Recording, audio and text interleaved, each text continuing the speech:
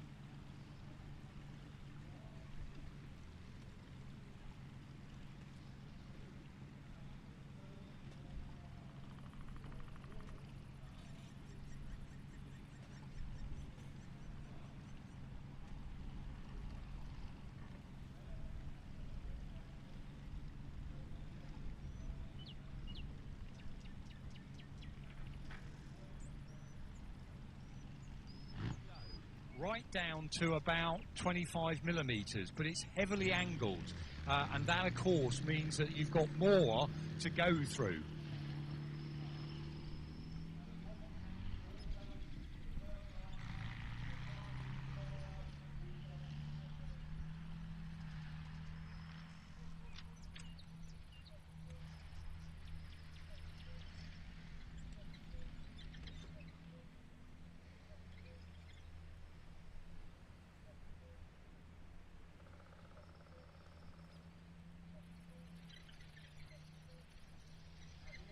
Sorry, we're just getting our money's worth out the M4 Sherman there with the multi-bank going round still. And there's me talking about the next vehicle that hasn't come on yet.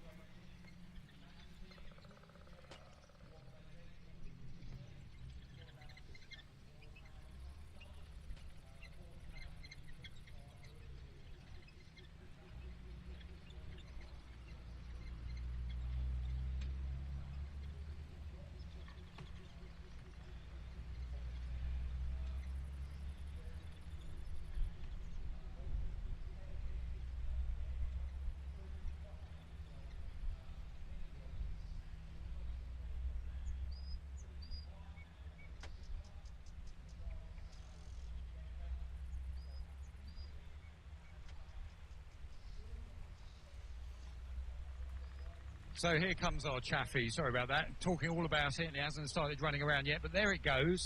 Cadillac build it, so does a company called Massey Harris.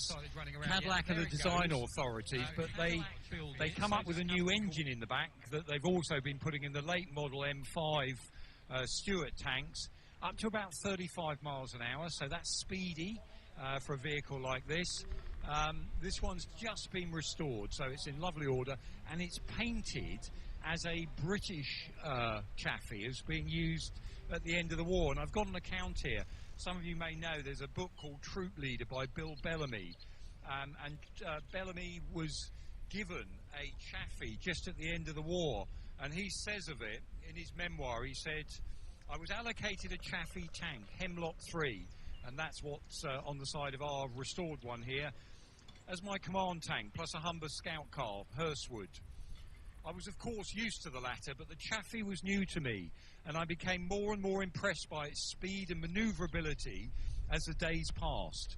Because, again, you've got that very thin 25mm armour, you've got a good gun on it. They put a 75mm gun. It's a gun that was originally, it's developed from one that, of all things, was put on a B-25 Mitchell bomber. It was for ground attack. They develop it further. It's got relatively low pressure. In other words, the rounds don't come out with enormous amount of force behind them. But at 75mm, that still makes a fairly big bang. Again, you are not there to take on bigger tanks. It would certainly turn the other way, one assumes, from a Tiger. But again, it gives you an amount of firepower And for the reconnaissance role that it's designed for, that works very well, because you can lay down supporting fire, you can lay down smoke, lay down some high explosive, but the speed will get you out of trouble. And it's got a very good ride. It's got torsion bar suspension, so those twisted metal bars across the floor of the vehicle, and that will help give you a good ride over rough countryside. Again, that lovely angled turret, and the Chaffee goes on to be used as a bed for a number of other vehicles.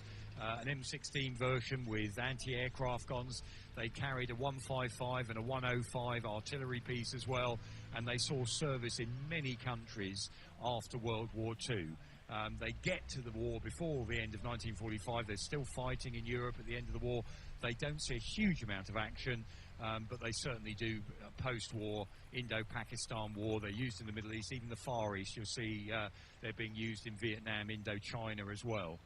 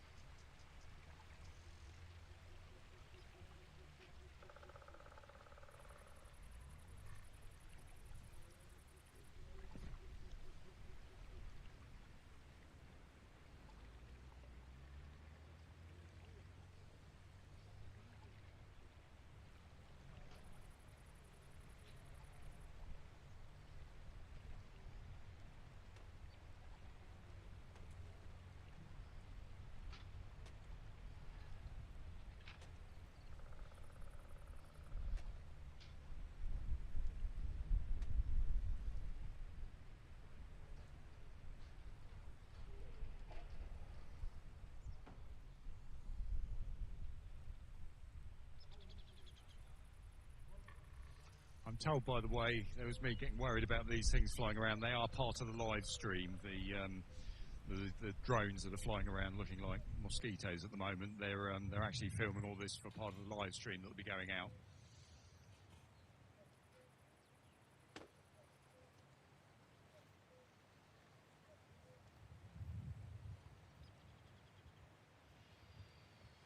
So the next tank we're going to be bringing on in a moment is the British Comet tank. Now, the Comet is a cruiser tank. We looked at an infantry tank earlier on, that idea that things to help the infantry advance. A cruiser tank was there really, it was supposed to be speedier to go through the gap. So we ended up with the A-13, we ended up with vehicles such as the Covenanter, used that as a cruiser tank as well. Again, in Britain, we like the idea of, you know, we got better guns. We got the 6-pounder gun as early as 1940. We got the 17-pounder as early as 1941. The problem we had was, of course, production. In Britain, Churchill said, aircraft and the Navy comes first. And in 1940, you can entirely understand that. We needed fighters to defend ourselves, the Navy to protect the Channel. Only if the Germans had crossed the Channel was the army going to be needed. And so that rule of priority going to the Air Force and the Navy, that continued not just in 1941 but into 1942 as well, which brought our own tank production a bit behind the curve. Luckily for us, those American Shermans and the M3 Stuart tanks start coming over in good numbers, so we end up with those to be able to use in the interim period. What happens is we don't decide to put into production any new designs, keep going the ones in the factory, and that's one of the reasons why some of our tanks seem to lag behind in that mid-war period. Good designs are on the way, and the Comet tank, which hopefully will be coming out sometime soon, will be one of those much better designs. Originally, it was intended to fit it with the 17-pounder gun.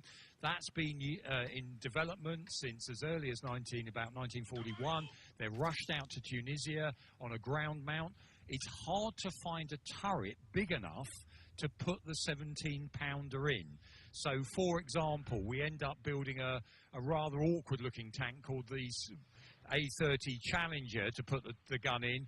When it comes to putting this gun into what becomes the Comet, it won't quite fit.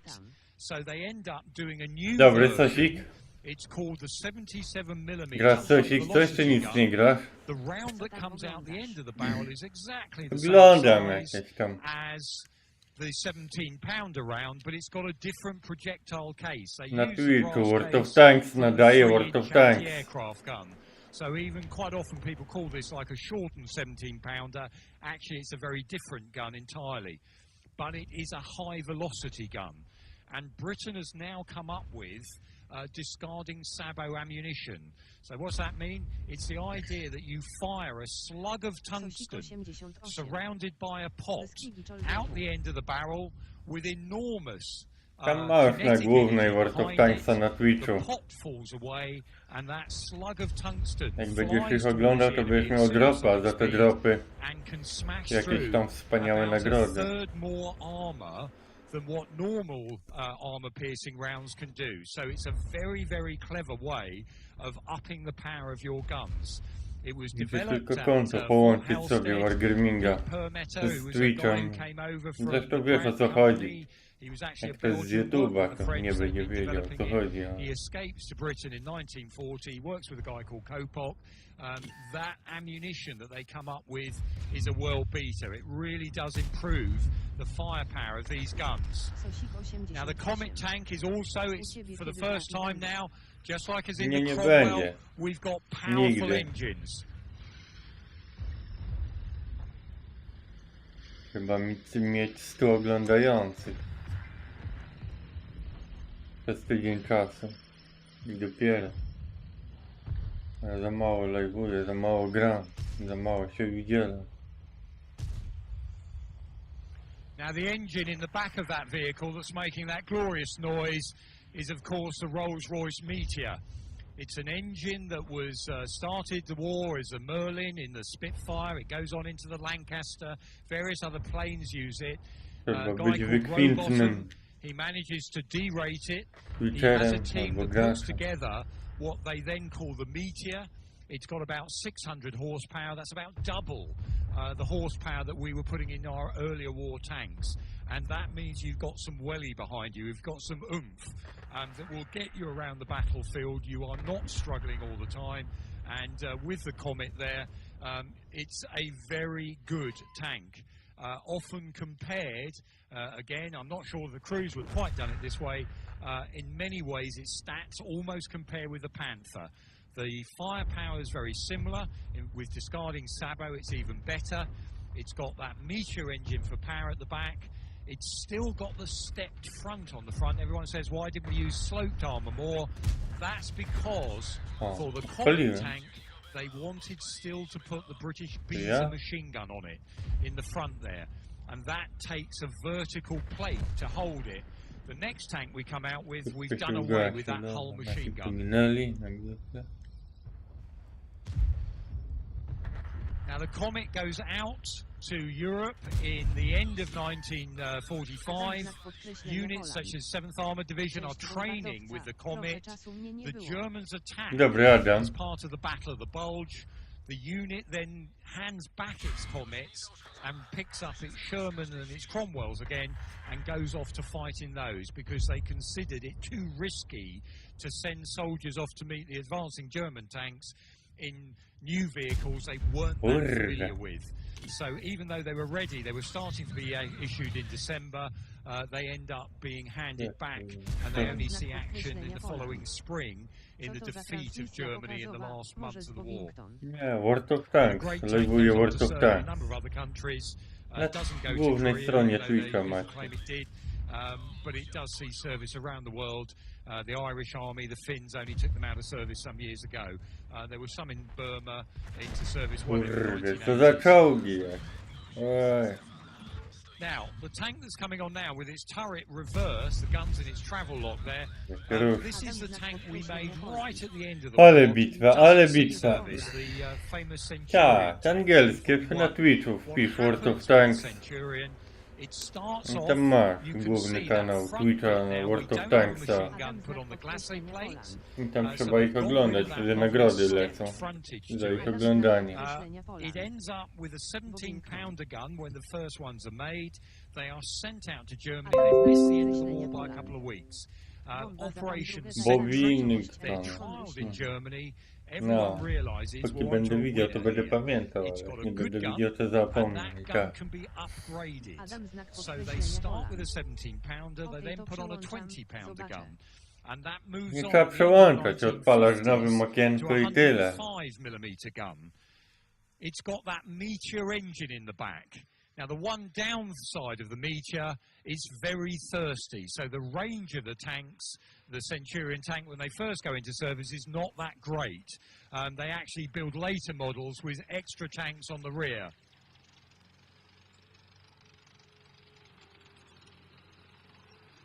Ładnie, 3 strzały, 3 miejsce. Coś niesamowitego. Nikt u nas nie nastrzelał. Now, the Centurion is produced for the British Army. This particular Centurion has just been gifted to us by Switzerland. Oh. And in 1950, Switzerland, after World War II, they want to buy tanks. They're changing their defence policies. They have armed neutrality, as it's called. They end up coming to Britain saying, can we buy the Centurion? We're very keen to sell tanks in the early 1950s. We need money. We're a bankrupt nation. What happens, though, is the Korean War kicks off, and we suddenly need all the tanks we can make for our own forces or our allies or Commonwealth countries. So the Swiss have to wait, and it's 5 whole years before we finally get round to selling them Centurion tanks. And they upgrade their ones as well, just as we did in service. So this one has got little differences on it. Nie ma żadnych kodów? Nie ma, Adam nie ma kodów albo some ktoś? different stowage, Nikt nie ma? but they did the same pretty much upgrade. Do They wpisania? put a 105mm gun on. The whole issue of that gun, it's a great British design. What happened in 1956, the Hungarian uprising, a T-55A tank was driven into the British embassy compound. The defence attaché measured the armour and the size of the gun, 100mm gun. They measured the armour and realised, hang on a second, we don't think our 20-pounder is going to be able to go through the front of it. So there's a project at Fort Halstead, Royal Ordnance as it was. They end up pushing forward a design for 105mm gun, and they come out with an absolute world beater. The L7 gun is put on our tanks, the Centurion. We give it to the Germans. EBR 9 tieru to ja chyba sprzedałem. Zrobiłem dychę i 9 nie ma. Abrams tanks.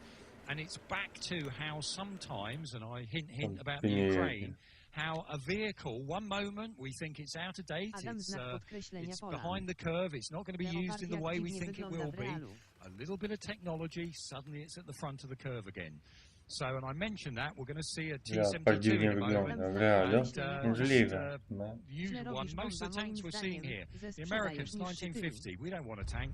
One man with a Panzerfaust or a bazooka can knock it out. It is going to be American policy, get rid of our tanks, we don't need them. Korean War kicks off. We have to build tanks very quickly again, or the Americans do. So each time we seem to write off the tank, it comes back again. And the tank coming on now is what the Germans built after the Second World War, using that British L7 105mm gun.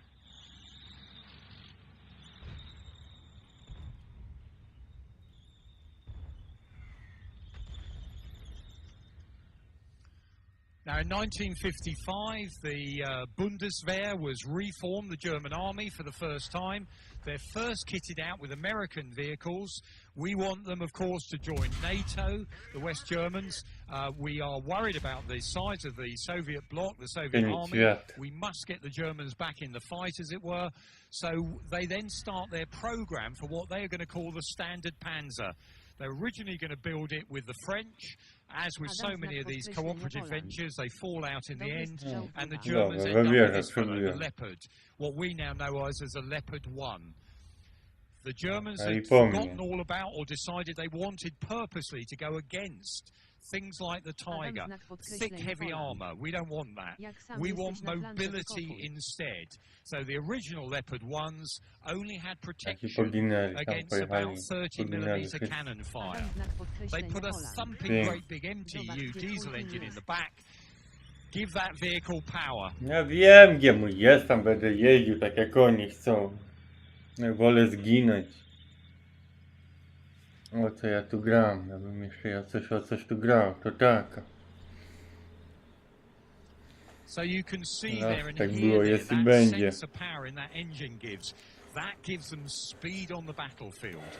W That means kochanej that the naszej grze. argument was, if you're as mobile as you can be, Jak that means jeszcze you're tak less jeżdżą, likely to be hit by the enemy anti-tank gunners jakbyś or specjalnie tanks. chcieli So that's przegrać. how the Germans took their tank Tak philosophy jest. forward, and they use a great gun. They've used that British L705mm gun. So off they go, and where the Germans have been brilliantly clever, they've kept on developing the Leopard. We're now at the Leopard 2A7. We've gone through adding extra armour protection levels have gone up. They've added bigger guns, we're up to 120mm gun, and that tank is now in service in many countries. It pretty much overtook the countries that took the British Centurion tank. After the Centurions went out of service, most countries took on the Leopard.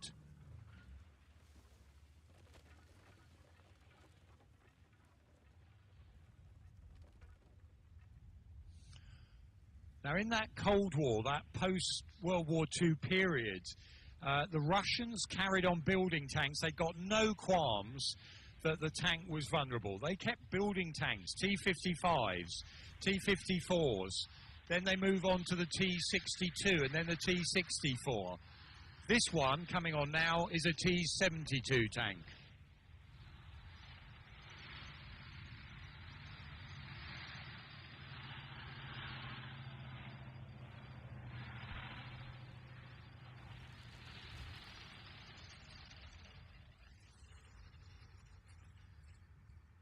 Even though we tend to think of the Soviet era as being very a monolithic society, production, etc., actually tank factories were still rivals. The T-64 tank, built in Kharkov, was being promoted in Moscow. A rival company comes along with what they considered a kind of cheaper version of an earlier tank, a T-62 tank. And they said, basically, the Russian authorities called it would be a mobilization tank. If we go to war, we'll start building it. Very cleverly, though, they managed to get it put into production in 1970, and that leads, basically, it's this tank here, the T-72, 125mm gun, low profile because they've got rid of the loader. It's now an auto loader. You didn't need a guy standing up whacking the big rounds in there. A round goes in, followed by a bag charge or a case full of explosives, and that's on a carousel beneath the turret. You can see that the height of this vehicle, it's kept low. It's basically a attack tank. The idea was if the Warsaw Pact countries had attacked NATO, there would be swarms of these tanks in echelon. They are not to be lived on. They are there for the attack. Western NATO countries, we tend to think of our tanks as homes. These ones were going to be used on the day of operation, and there would be so many of them that they'd be following up. Once the first wave has gone through, another wave would take over.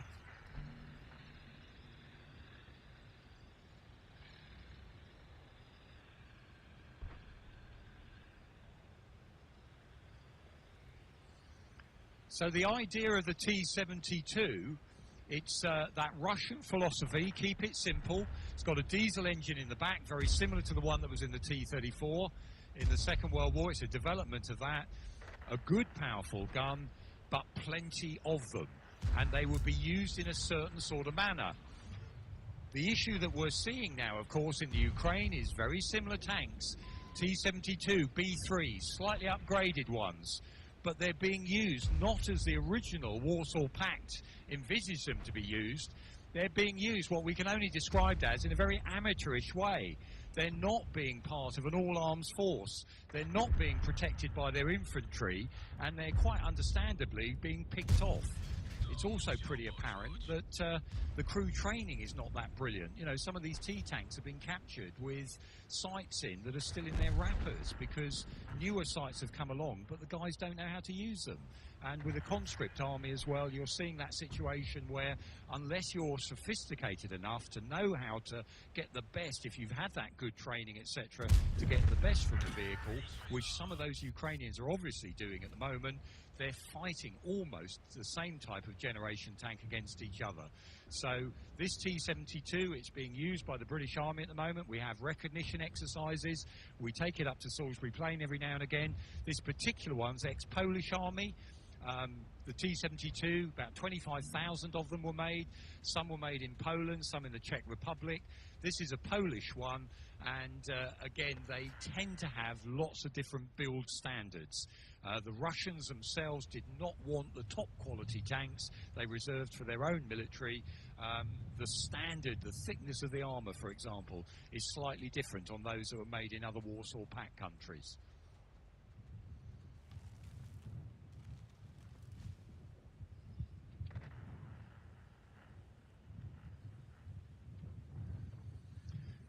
Now, for NATO, our lesson, or certainly Britain's lesson from the Second World War, instead of going light and very mobile, British tank designers, many of them in the 1960s had seen service, of course, in the Second World War. They decided, no, Britain, we wanted to go heavy. We wanted thick armour protection. We wanted a very powerful gun on our tanks to outrange the enemy. And we were less worried about mobility because we were going to be a defending army. We didn't have to race to capture bridges or to get across to the Rhine or Niederrhein. And therefore this tank, the Chieftain, ended up with some of the thickest armour protection of any tank in that post-war period.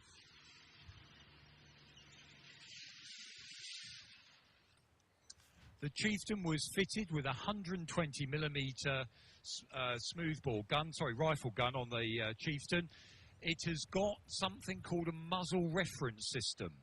Before that gun fires, under the cap at the end of the barrel, it's covered now at the moment by a shroud to stop water going down that barrel, but there's a cap there with a mirror underneath it.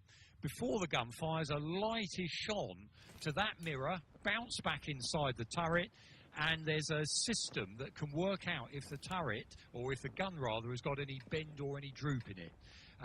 Bend because cold wind blowing on the side can chill the metal a fraction of a millimetre. It means that your barrel is slightly bent. If you fire at a target 2.5 kilometres away, you're going to miss. So that is computed out before this tank gun fires. And we're now firing at this generation metal darts, about 13 inches long, made of tungsten or depleted uranium. They go through the air. They've got no explosive on at all. They are there to penetrate enemy armour.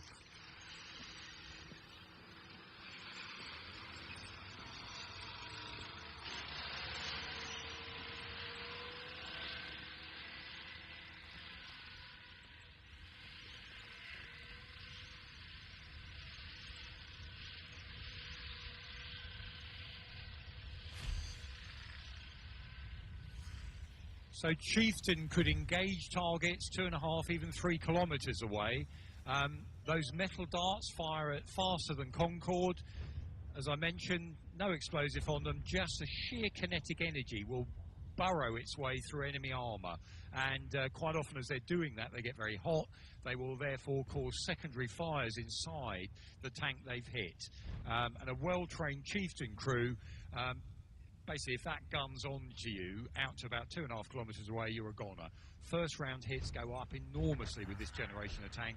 World War II, even things like the Tiger, 1 round over, 1 round under, 3rd round on the target. Modern tank gunnery has leapt forward. The downsides, many of you here will realise with the Chieftain with the engine. The Leyland L60 engine in the back had lots of trouble in its service life. Interestingly, R1, I say this carefully, keeps going rather well. They need a lot of careful maintenance to keep them going, the L60 engine, but it was definitely a weak spot. And some of the countries that bought the Chieftain in the Middle East insisted on a new engine in the rear. We've got a version called Khalid that was actually being originally designed for the Shah of Iran. It ended up with the Jordanians, and that's got a different engine than the multi-fuel L60. End of the 1950s, NATO said we want all our engines to be multi-fueled. Most countries completely ignored that. For some reason in Britain, we went along with it and tried to design a big engine that could take petrol, diesel, aviation fuel, bottle of vodka, whatever you had, and it never quite worked.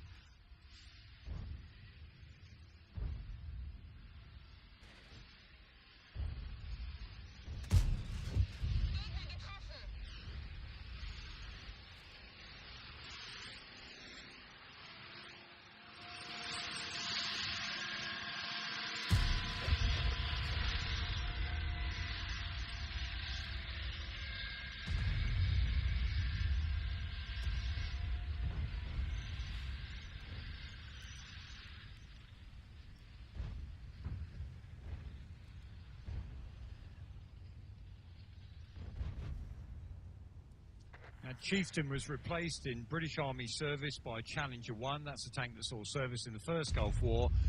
And then we went on to the tank that's in service at the moment, Challenger 2. And they're just about to start upgrading Challenger 2 to a new version, new gun. It'll be called Challenger 3 when it comes back into service. And again, that's another one of these ones where, depending on what's happening in the Ukraine, will we decide to actually convert more of them, not less. They will still undoubtedly have a role on the battlefield. Now, this is an American Cold War tank, the M60.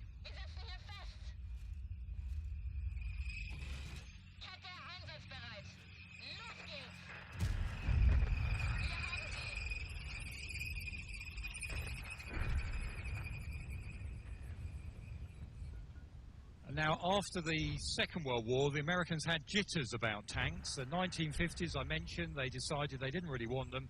Korean War kicks off, and they have to push forward their development of armour very quickly. They've had the M47, the M48, what they call pattern tanks. This is the M60 version, and in many ways, that family of tanks, they just get bigger with thicker armour and larger guns on them.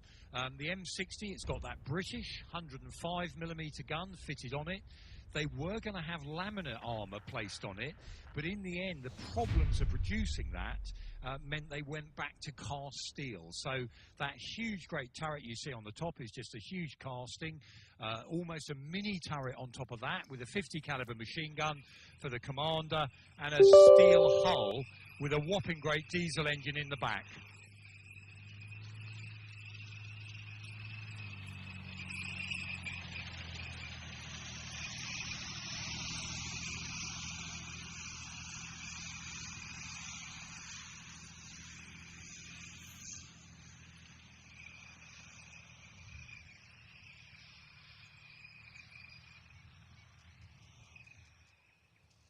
Now, the M60 was never a particularly showstopper of a tank, but it was good enough, just like the Sherman. And the Americans made an awful lot of them, I think about 4,500. They were sold around the world. They were passed on to fellow NATO countries, allies. They're still in service. Turkey, Greece, Egypt has a large number. The Americans have taken them all out of service now. They tend to be, they're originally downgraded National Guard units. There's still fleets of them in the desert. Yet again, I do wonder how many of these are going to be you know, what tanks are going to be revived because of what's going on out in the Ukraine at the moment, what older tanks might be being souped up again to be potentially used. But the M60, it never ends up seeing combat service in Vietnam. They used other models there. It does see service with the US Marines in the Gulf War. And that was its last time really in action after the Gulf War. They retire them from service. Israelis had a lot of M60s. And like many tanks as well, this one looks in its bare armour form. The Israelis added reactive armour, those blocks of armour to explode when they're hit. Blazer, it was called by the Israelis. And that takes the pressure of an incoming round or a hollow charge round away from the vehicle.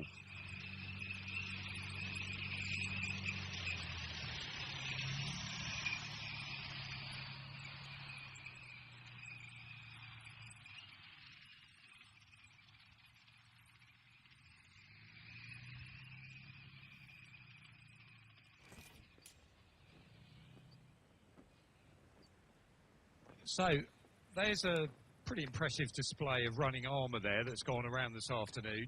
What we're going to do now is we're going to start the Tiger up again, and I'm going to hand the mic over to Mike Hayton, who was in charge of the restoration of the Tiger, used to be the workshop manager, still advising on certain vehicles we run here.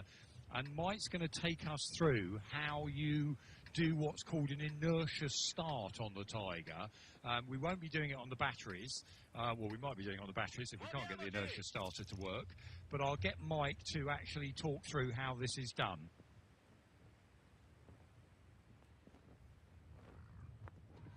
Now, I'm not sure all of you will be able to see what's going on exactly because of the way the tank's positioned, but Mike can explain that to you.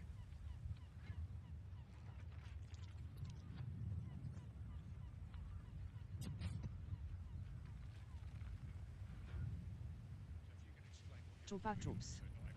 Bomba tak patrzy, co oni robią i nie wierzy, że to poprawi grę. D. It's been a hard day so far. Dobry, Chupa Chups. So what we do Chupa with Chups. Tiger is it has Kręcą two tą bajką, starters. a It RNG has, nadal leci w kulki. an electric starter No, and yes. also a thing called an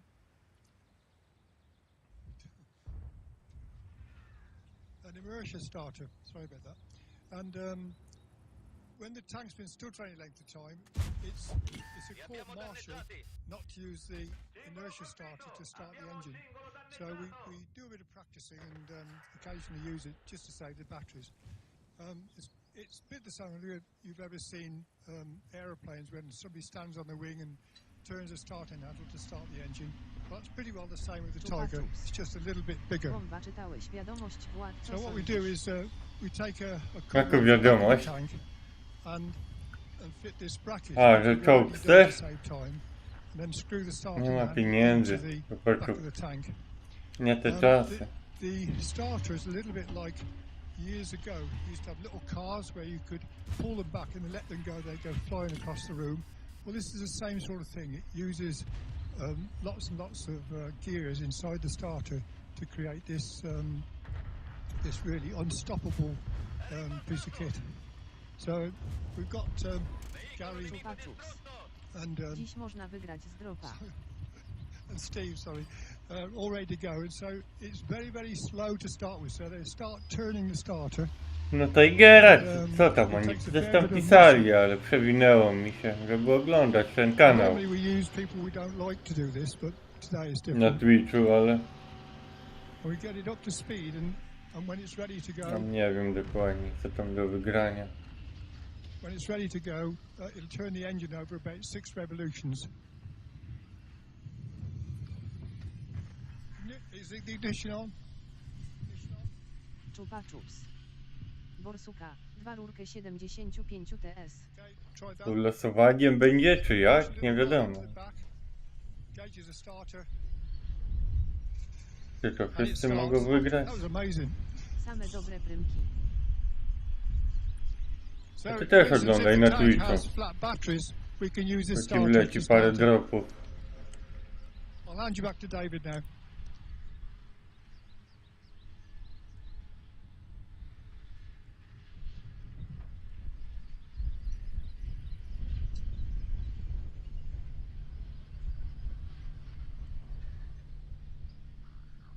So as I mentioned, ladies and gentlemen, what we'll be doing is the Tiger will then parade off.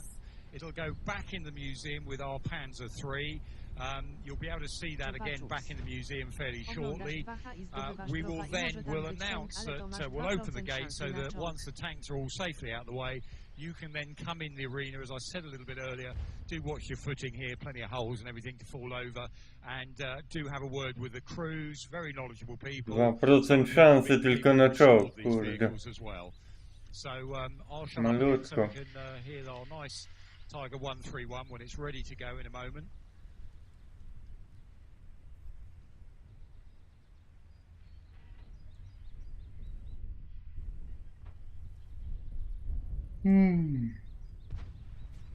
Jakby było 222% i tak. Nie wiem, czy bym wygrał, dopiero 2.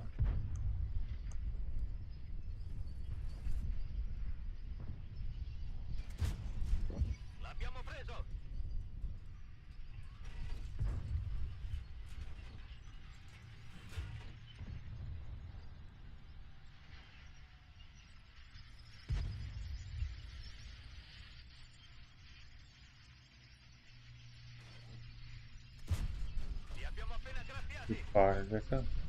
No.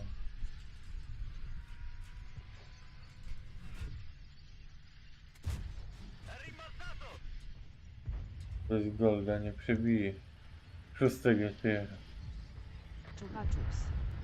Teraz kanał Wład ogląda 33k ludzi. Napisałem, aby po streamie tam weszli do ciebie i każdy dał po 1 złoty. Chupa Chups. Zarobisz dziś 33k złotych. Nie.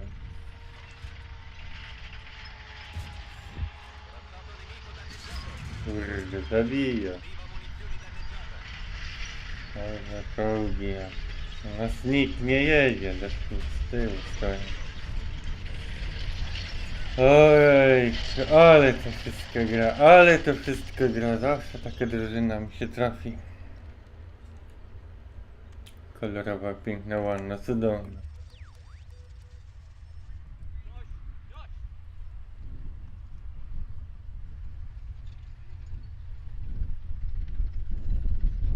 Pięknie. Oj, pięknie, pięknie.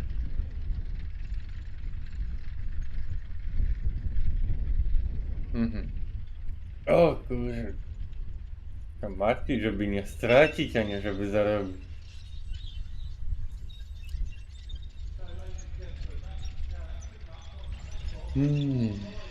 Chupa Chups. Co myślisz, mówisz coś tamtego w ogóle?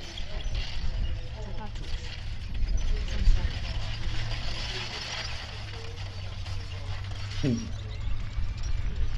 Gram.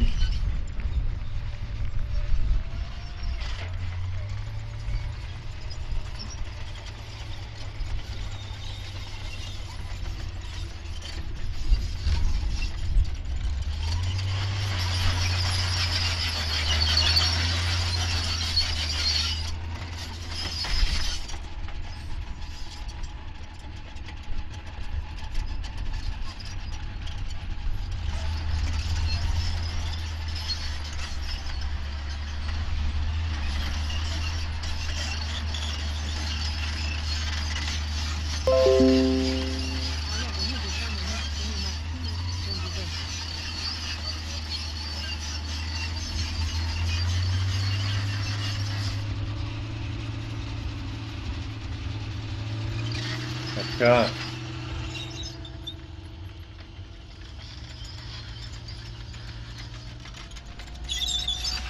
Jedzie tutaj człowiek. O, człowiek.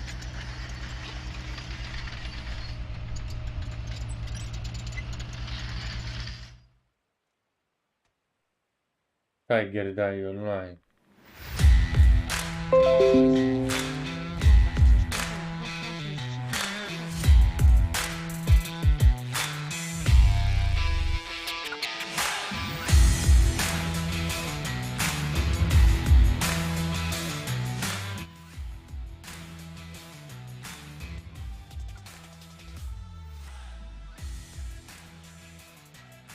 Zagłusza cię, nie, dobrze jest. Grajmy dalej. Lawę zbite. Jedynie 5 bitew, 4 przegrane. Gramy dalej. Welcome back. You're watching Tiger Day Online. And firstly, a bit of an apology. We have been informed there were a few sound issues during the arena show, but, you know, it's a live stream, so sometimes we do have problems.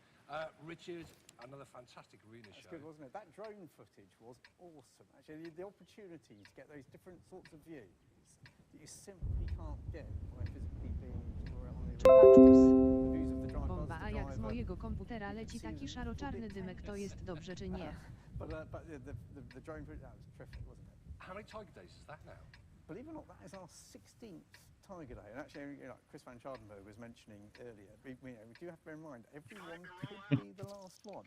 This is a 79-year-old piece of kit. It wasn't designed... Dobrze, bardzo dobrze. Znaczy, że komputer oddycha. So it's a privilege to be able to do this. But yes, this was our 16th. So can I put you on the spot right now then and ask you a question which was not prepared or anything? So what's the backup plan then if the Tiger doesn't start Tiger Day? We just call it day. Now, volunteers, Richard, we all know that obviously you rely, heavily on the kindness of the volunteers down there. How many volunteers you actually got in the museum? Altogether we've got about Chupa 90 volunteers. And Ale actually śmierdzi in the strasznie. workshop team today alone had 24 volunteers who are absolutely key role. We couldn't have done today's display without Pachnie. them. Just really want to take this opportunity to say to our volunteer team, thank you for all the hours that you Pół godziny wystarczy przebywać, żeby się przyzwyczaić do ładnego zapachu. And the crowd, it looked like it was a large turnout. Yeah, we had it's about 4,500 in today. So we had about 140 people joined in with Dobrze, yeah. Premium today, where these are people who get to sort of put their heads inside some of the stuff and find out from the restoration team how it works.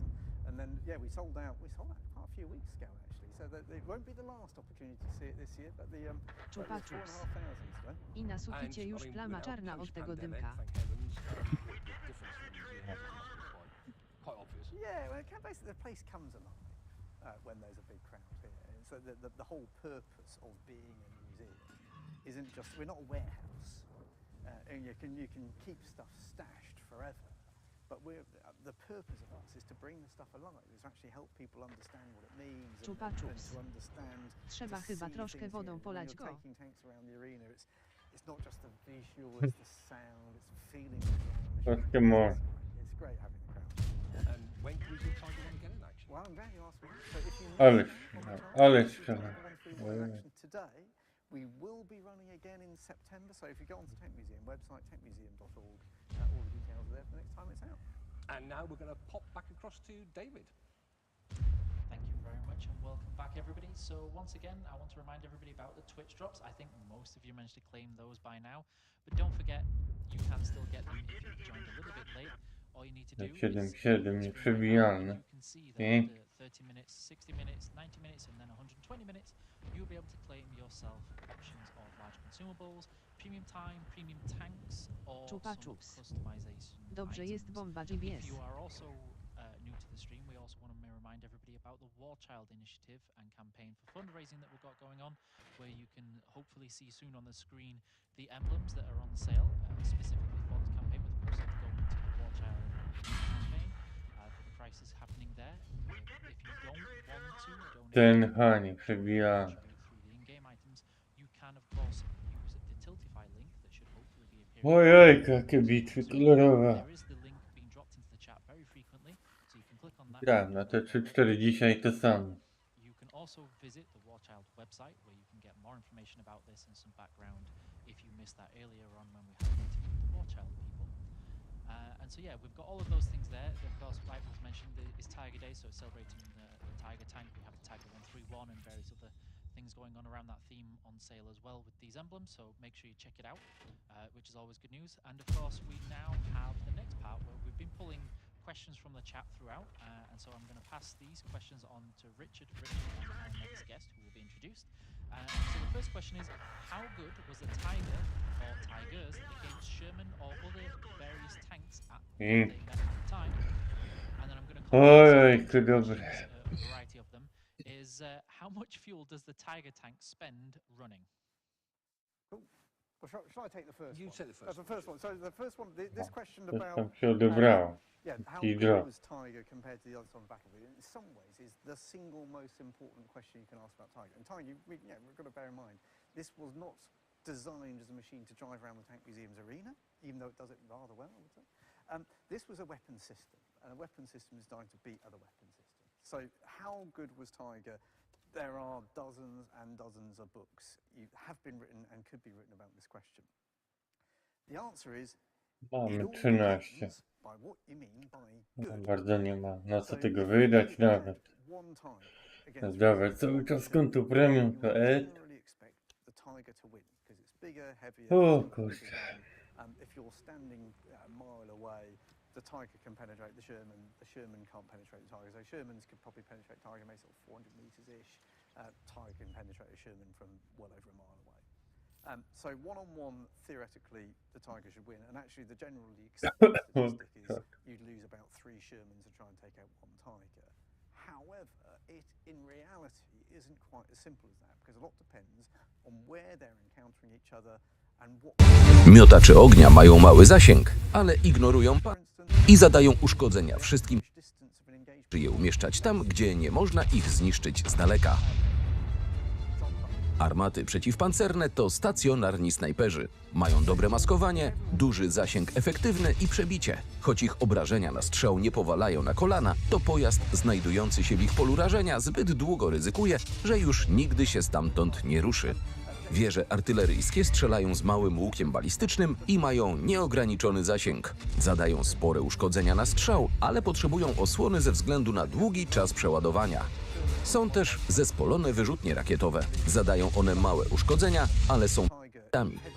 Obie role otrzymają swoje misje. Wypełniajcie je, aby zdobyć przedmioty kolekcjonerskie. Than the Tiger's gun, and John Semken's gunner gets off 3 shots before the Tiger can get a shot back off at them, and actually disables the Tiger before it has a chance to shoot back. So it's generally you would say the Tiger is significantly superior, and you expect this 3-to-1 attrition rate. However, it depends on the circumstances, and in particular, it can depend on the crew as well. I'll let you tackle the other one. Yeah. Well, a perfect opportunity now for the second question, of course, to introduce our next guest, Mike Hayton, who is the workshop advisor. Now, you recall Mike was in an earlier video. Mike is, I would say, arguably the person that knows the most and has certainly had the most experience on board the Tiger One. So Mike, this question about fuel, other than a lot. It did 2.5 kilometres and used about 50 litres of fuel. Top grade petrol. So my back of a fag packet on this was, that's about 500 metres per litre. Yeah, it's bad on the pocket. It's bad. And of course, we're talking, I mean, this is flat terrain. We're not talking, you know, operational, stopping, reversing, going up inclines and all the rest of it as well. Although, of course, we have to run the engine for a while to warm it all up before we start, and run it for a while afterwards to let it cool down. So it's still a lot of fuel, and it's always been known as a thirsty beast. So, Mike, you yourself, so firstly, thank you so much for earlier on for spending a couple of days with me and going through the preparation that's required for that. Absolutely fascinating to get the insight into it. How did you start your career at the museum? Long story. I owned a 432 APC, and we used to go in the pub in it and all sorts of things, and it was in the days when not many people owned those privately, so I've always been into track vehicles. And every Thursday, my son and I would come down to the museum and help out. We'd help drive the stuff, mend it, and so on. And there's a chap called Chatty Taylor here at the time. Chatty's a legend, and one of my favourite people, I have to say. And I liked it so much, I said to Chatty one day, what's the chances? And I only got that far, and he said, there's a job here for you when you want it. And that's how I started. And so I ran my business down, and we came to the museum. I started in 1998. And became workshop manager in 2004. And then the troubles began. A thing called TIGER came in front of me, and all of these grey hairs are due to that one machine. Mike's only 37. So what was the first tank you learned how to drive, Mike? Proper tank was Centurion on behalf of Chatty once again. A real tank? Yes. Use W, A, S, and D well, to move the camera to the marker. Drove Centurions all the time used, which was a way of changing gear without using the clutch. So as you change gear, you pull one of the sticks, right or left steering, jolt the tank, and it would change gear. And Chatty spent a long time until I got it right. So that was the first tank. And my favourite probably at the time was Use W, A, S, and D I love the to move the camera to the marker. What you get out. What about the Tiger, though, Mike? I mean, how on earth did it's all very well sort of Centurion, Chieftain, that sort of thing, but to suddenly get this beast in front of you, how did you learn to drive that? Again, it evolved really, because my son use the middle mouse button to rotate the camera and find the marker. He'd go from Bristol to Cardiff every morning on the train. And we managed to get the German handbook for the tank, but it was in German. And so we had it translated with him helping. And when it came back from Abro, we had some tuition. When giving orders to move, right-click and hold to indicate the position of the vehicle. But the manual gave us a lot more information. So gradually, between us, we learnt the controls. We managed to do lots of adjustments to it, because it's very fine adjustments inside the tank. To get it to work right, and between us we learned to drive it properly, as it says in the book. So what's the difference between driving something like Select your Centurion vehicle, and then driving right-click something on like the Tiger? marker to deploy it. The Centurion is, I mean, it's a great tank for us to play with, but if you have to drive one all day with a gear lever that's about this long and you're trying to change gear with it and you're putting your foot on the thing to pull the steering, it's really a very, very mechanical, tiresome vehicle to drive. And then you get into Tiger with a gear lever this long and you change gear like Right-click this. once you on an punch the enemy clutch vehicle pedal to attack just it. like you would in a car. It's as far as the driver's concerned, it's beautiful. It even changes gear by itself. It doesn't need, once you've selected the gear, the tank does the rest. The disadvantage is the sheer noise inside. It's deafening, as is Centurion, of course. What's it like, Mike, being sort of one of the very few people alive that's actually driven? Terrifying.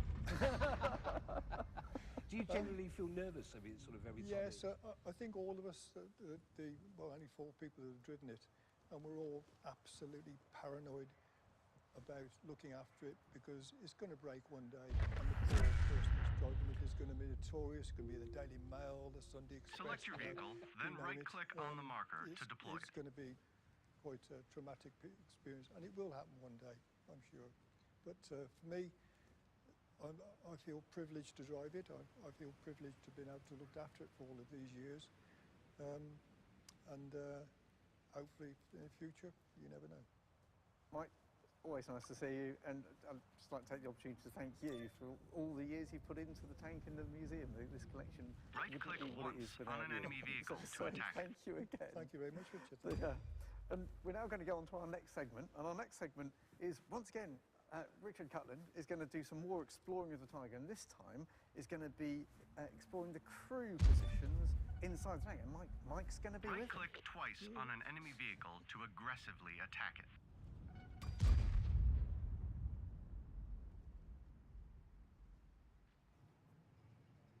Hello, and welcome to the Tank Museum here in Bombington.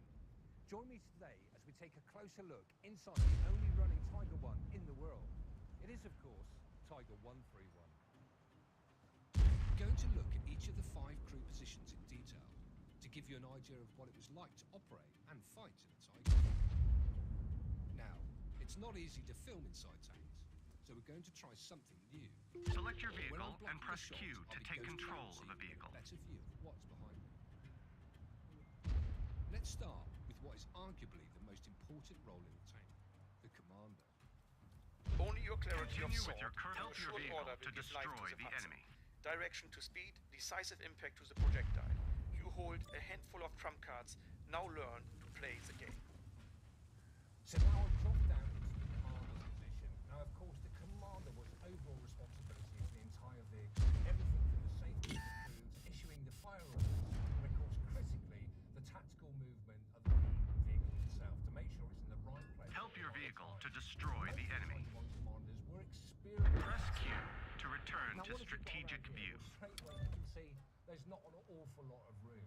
On the hatch at the top, we've Your got the defensive azimuth structures indicator attack ring. enemies Now, the azimuth automatically. indicator ring is numbered from 1 to 12. And all that is a very quick way that the commander can lay the gunner onto a target. You'll see when we drop down into the gunner seat that the gunner... Some of your defensive structures cannot attack enemy vehicles, but they can spot them from long distances. Underneath that, we've got a set of vision blocks, 5 in total, and these are actually fitted with 90mm laminated glass for a bit of protection and also a bit of Left-click and visibility. drag to Dropping select further multiple down inside vehicles. Here, what have we got? Well, just to the left, you can see we've got the Traverse hand wheel and also the Traverse gearbox. Now, I've actually had a go with traversing this, and I have to say, it is damn hard work manually traversing the turret of a Tiger 1. Just to the right of me, you see where my right elbow is what they call the flash shield or heat shield, numerous names for it. Continue But in with your essence, current it's just a objective. projective measure. Now, of course, when the gun fires, the breech Left-click and recoils, drag and to you may select get, multiple in vehicles. a bad circumstances, some flashback. So this was just a little means of protection there for the commander if something should go wrong there. So hopefully protect him a little bit more from the repercussions of firing. Moving on to some of the stowage positions and other things you can see around there. Well, just to the left and just above me here, we've got a hinge cover. Underneath there are 3 buttons, and these are the buttons that actually fire the multi-barrel smoke grenade discharges. You can see we've got 3 left and right. Destroy the enemy vehicles. Some of the stowage things we've got in there, well, pretty obvious what this is. This is for the gas mask. Just to the left of that, we've got Stow's position actually for a flare pistol. Now, the flare pistol was really interesting. Now, it was actually used, if there was a problem with communications, there were 40 different coloured cartridges that the tank was issued with, each one meaning different things as far as a tactical situation, etc., etc.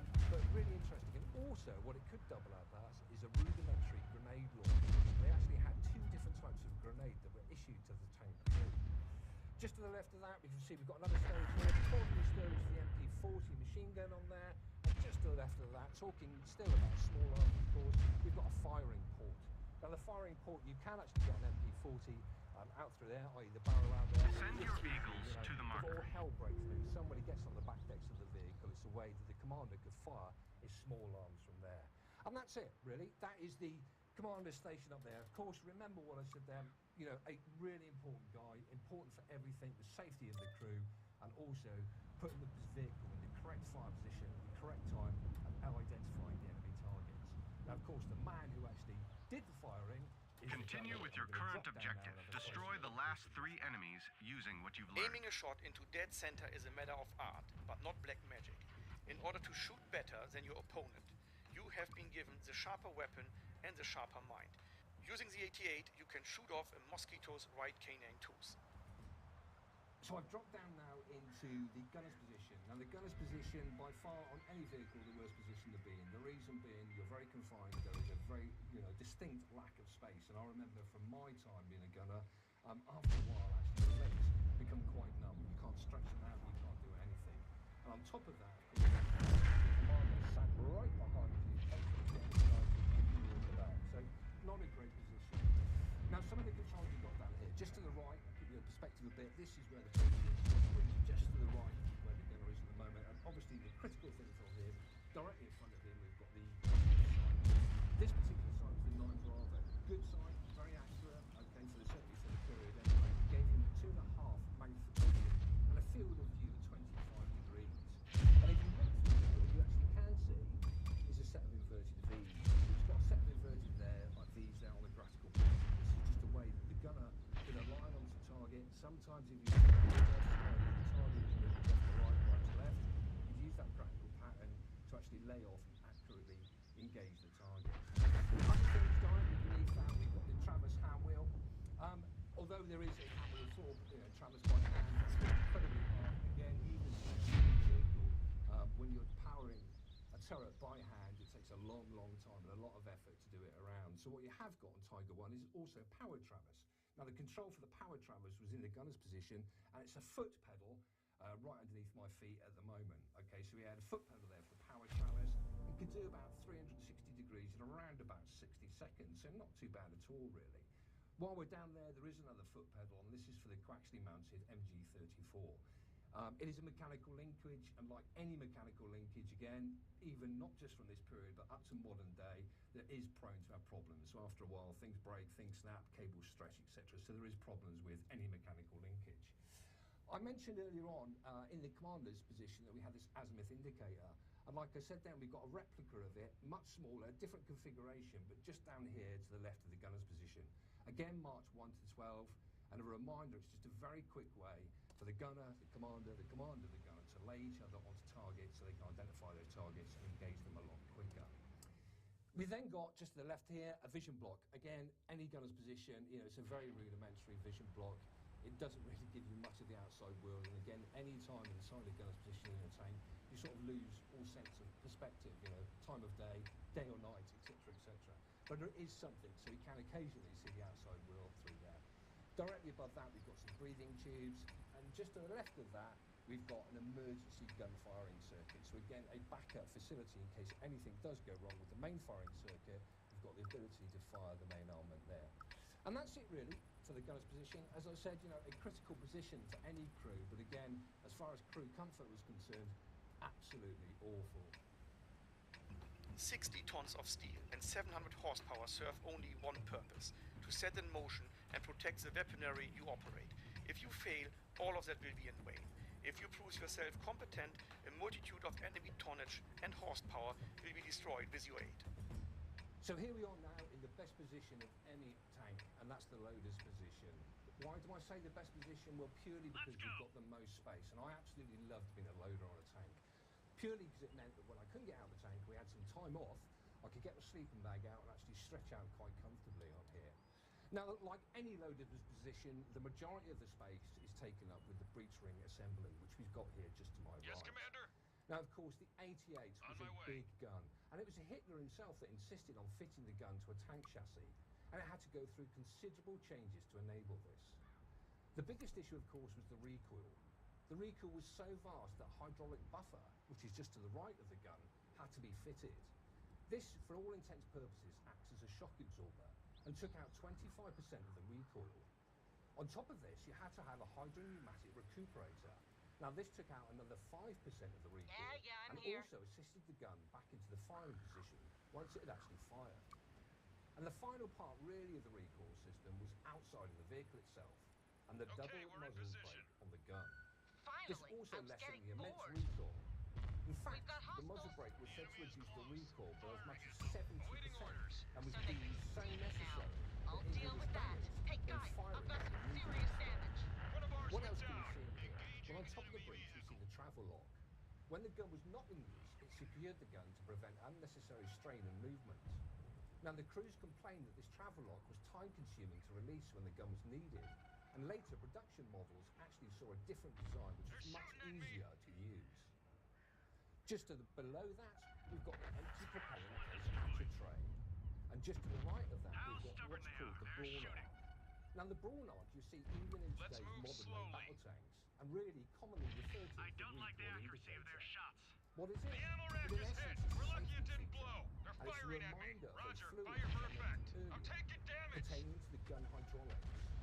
Now, the gun can recoil back to a massive 620 millimeters, and the gauge on there actually goes to 580, where there's a mark which says cease. So this is just a warning to the loader that Fire is really accurate. The driver's knocked out. The drive won't be easy. Just to the right of the breech, we've got another very important safety feature, and that is the safe fire lever. As the name suggests, this lever had to be in the fire position to enable the circuit and the main armament to fire. Just to the right of the breech, we've got a mounting MG34. Now, the MG34 could also be fired by the gunner via a foot pedal. The crews did report that it was a very good position to reload, and also prone to stoppages, which reminds me of my days, where it always seems that any coax we ever had mounted was also prone to stoppages. Just behind me, you can see we've got a vision box. That's all the way. There are only two of us. Of course, They damaged me a bit. I need help. I won't last long. At the moment, I'm sat in the loader's seat. My tank is already crumbling. I need help. Oh, this is the last vehicle we have. Now, all around me, you can see stowage for the main arm and ammunition. And there were 92 rounds in total. Usually, an equal split between high explosive and armor piercing. And with single-piece ammunition, i.e. the propellant of the projectiles, were attached. Now, the armor-piercing round, the Panzergranate 39, weighed in at around 9.6 kilograms and could penetrate 10 centimeters of armor at 1,000 meters and 8.4 centimeters at 2,000 meters. So to put that in a bit of perspective, the M4A1 Sherman has got 7.4 centimeters of armor at its thickest point. I was just going to rest. I need support. Now they're in trouble. The rounds They're were gonna stowed finish in me groups up. of 16 in side panniers over the tracks and with more beside the driver. There's also 6 more rounds under a hatch in the turret floor. What other things can we see around us? Well, just to my left here, we can see we've got gas mask storage. There's also a ventilation fan, because as you can imagine, when the whole crew is shut down, the air is pretty clammy in here. We've also got a very large emergency stroke escape hatch. It's incredibly heavy, and it's actually in the Tiger Feeble mentioned that it must take care when doing that, because if you were to drop it, you're going to cause yourself some serious injury. The escape hatch was very useful for restowing the ammunition as well, directly into the turret. And that's it for the turret. As I say, the thing that strikes you most is the room you've got in here, and also everything is so well organized. Your set reaches farther than the voice, the ear, the eye. It travels over distance farther than a tank or projectile. The responsibility of whether it turns into a powerful and dangerous weapon or into a mean traitor is in your hands. So here we are now in the bows of the vehicle, in the bow gunner stroke radio operator's position. Now you can see that the majority of the space is taken up with the transmission of the vehicle, so you can just imagine how noisy it must have been in here when the vehicle was actually running. Now communications-wise, just to the left of me you can see the radio sets. Now these are the standard German radios, the FU5, and it had a 10-watt transmitter and an ultra shortwave length receiver. The range for these radios was around about 4 to 6 kilometers. But of course, the range for any radio is heavily affected and influenced by the terrain. Calibration of the radios was a constant problem, as the constant vibration of the vehicle would cause damage of the frequencies and cause it to wander, so the radio operator was constantly readjusting it and putting the frequency back into tune. Directly in front of me, you see we've got the mount, the MG34, and this is actually a ball mount.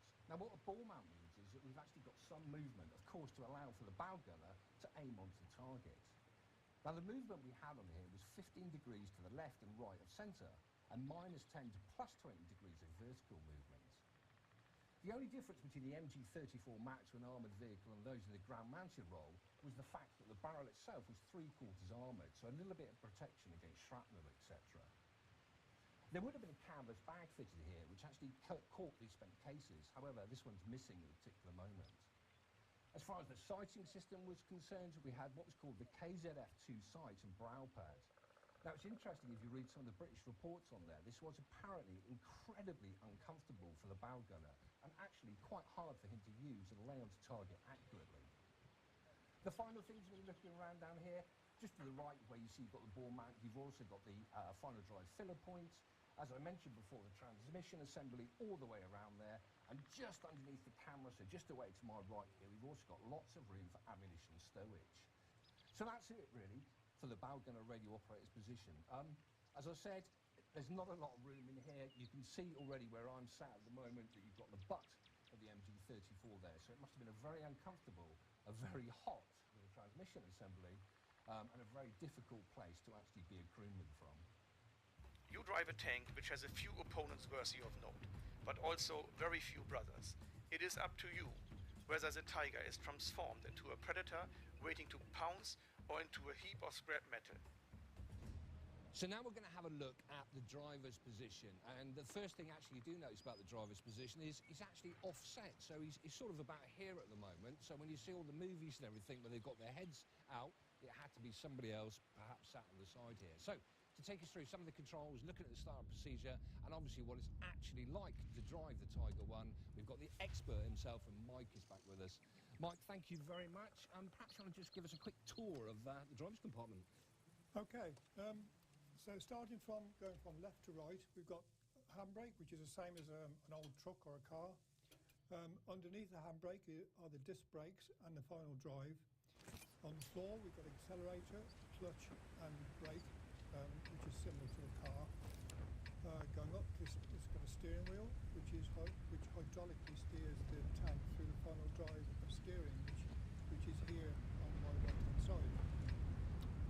In between my legs are two emergency steering levers, one for the right, one for the left, and then working around to the right is the gear change lever, and we can select anything from 1 to 8 forward gears or 1 to 5 reverse. Forward and reverse is achieved by this lever here, which we can select by pulling it up for reverse or pushing it down for forward gears. The instrument panel is just a normal one with switches for lights and so on, rep counter, oil pressure gauge, water temperature gauge, and a fuse box here with different things in terms of the tank. Up above there, there's storage for the optics for the turret. Interesting, there's this little vacuum unit here which slows everything down when the tank changes gear. What about vision-wise? When you're actually driving, I mean, it doesn't look like you can see an awful lot there. Yeah, it's a bit like looking through a letterbox. And really the driver absolutely depends on the command of the steering. You can see forward and bouncing down or up or sideways even. So it really is guided by the commander telling the driver where to go, which way to turn. And what about the start procedure itself? Right, the startup is, once we've got the crew at the back of the tank turns on the master switch, followed by the fuel, and once all that's ready, we've got an ignition key that goes in here and a start button here. So press the ignition key in, put it into number 1, and press the start button, and just a little bit of acceleration, making sure that the levers in whatever gear you're going to do. So I think you can go into 2, 3 or whatever, and the lever is in neutral. Once the tank starts up, you can't hear anything at all. It's so noisy, it's unbelievable, because the propeller shaft that drives from the engine to the gearbox comes down the centre of the tank, and everything shakes and rattles and goodness knows what. Also, it's very important that when the driver's pressing the start button, he keeps the steering wheel exactly left forward, because even if it turns just that much, the tank will gradually, what we call neutral turn, where one track goes forward and the other one goes left. So it's very important the driver keeps the steering wheel exactly in the middle. Is there anything when you're driving, I mean, certain gauges you have to keep an eye on or anything? What's the sort of most critical thing? The most important thing of all is the rev counter, because the tank changes gear all by itself. So, for example, if we've selected forward lever, say we're on tarmac, we're on start off in first, so the gear lever's in this position here. You lift the clutch as you would normally, and off you go. You know, the tank's rolling along, so you then put the lever into fourth. And when it's changed into fourth, all the driver does is press the lever into this gate and holds it for a few seconds. That does it all by itself. What happens is then, if the engine revs drop, it starts to change gear. As it changes gear, it gives the engine a bit anti-rev. The revs come back up, and all the driver's got to do is keep the rev counter in the green. If he doesn't, if he lets it drop below the green, then there isn't enough oil in the gearbox to change gear automatically. So it's really important that the driver keeps his eye on the rev counter at all times while he's changing gear.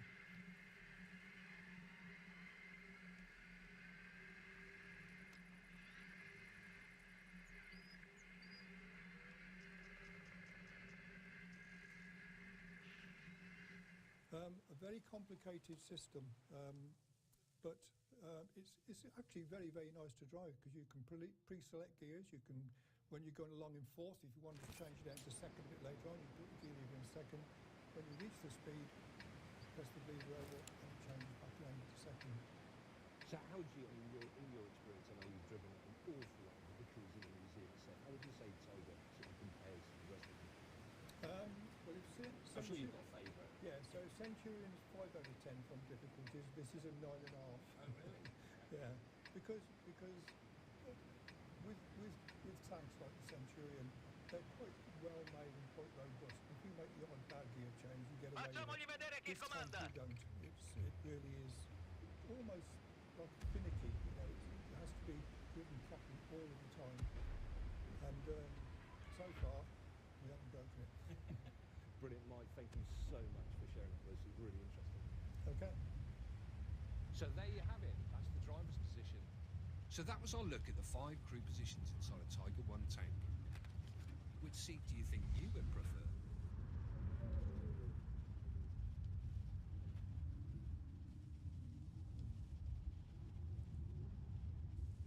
That's a great look inside the Tiger there.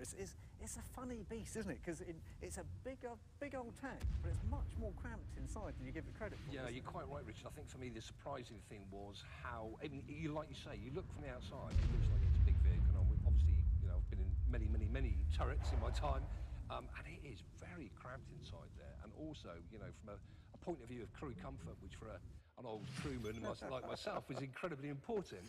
There is a lot of stuff to hurt yourself on. There is a lot of stuff sticking out, and you have to really, certainly going down into the sort of, you know, gunner's position, limber down there, bow gunner, you've got, you know, the machine gun in your face all the time. I mean, literally millimetres away from you. Yeah, so it's quite how does that compare to sort of a modern tank like a Challenger 2 or something like that? Well, yeah, I mean, Challenger, if you talk specifically about Challenger 2, Challenger 2 is actually a comfy turret. I mean, it's been well thought out. The ergonomics are quite nice. It's got a kettle. And it's got a BV, of course. It's not a kettle, it's a boiling vessel. It's a boiling vessel. But yeah, it's a comfy vehicle. I mean, certainly, you know, nothing like compared to what they had to go through with this vehicle. Cool. Well, you're watching today. You're watching us here in Bovington in the Tank Museum, where we're on Tiger Day Live. This year's Tiger Day is a bit different to normal. Normally this is an event which we particularly focus on the Tank Museum exclusively. But today, because of the situation in Ukraine, we felt there's an opportunity here to work with another charity, War Child. And delighted again to welcome Tom and Dylan from War Child again, who are joining us to tell us a bit more about the charity and its work. So I wonder if you could just tell us a bit about how and why War Child became a charity in the first place. Sure. So War Child was started about 27 years ago in response to the Bosnian conflict. And it was started by two filmmakers who were out on assignment there.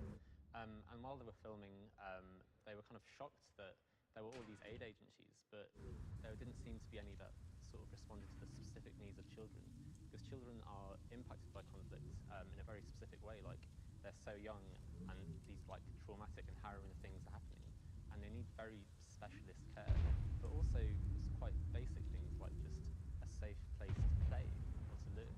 And so these two filmmakers happen to be quite well connected in the music industry, and so they kind of called in every favour they could and made this album, the Help album, which had songs from sort of any big act in the 90s, like Portishead, Radiohead, Oasis. Like if they were big in the 90s, they were on it, and it made a ton of money.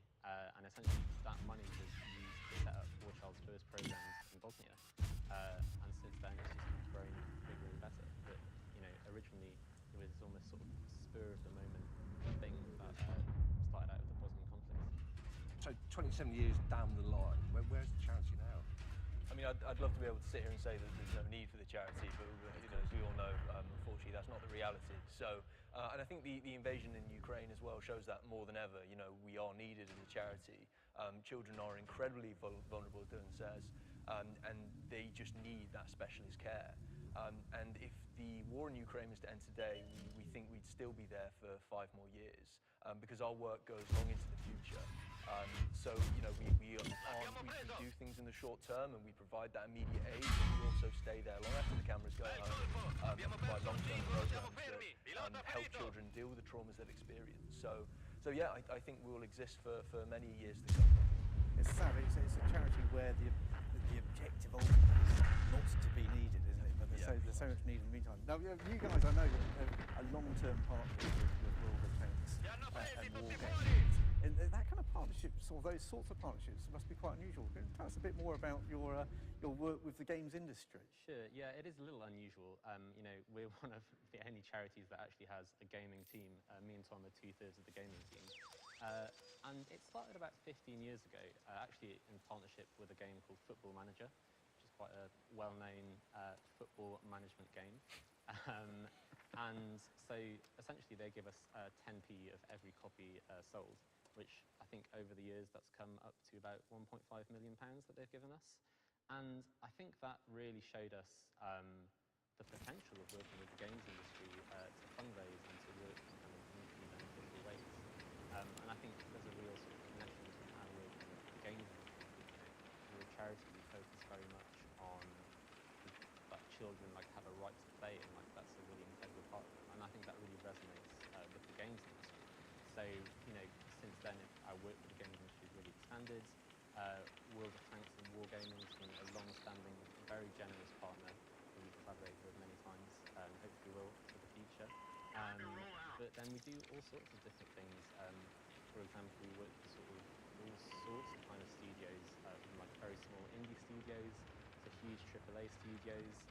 For example, we do like charity Steam sales, where we put on a sale and, you know, a percentage of every copy sold will come to us.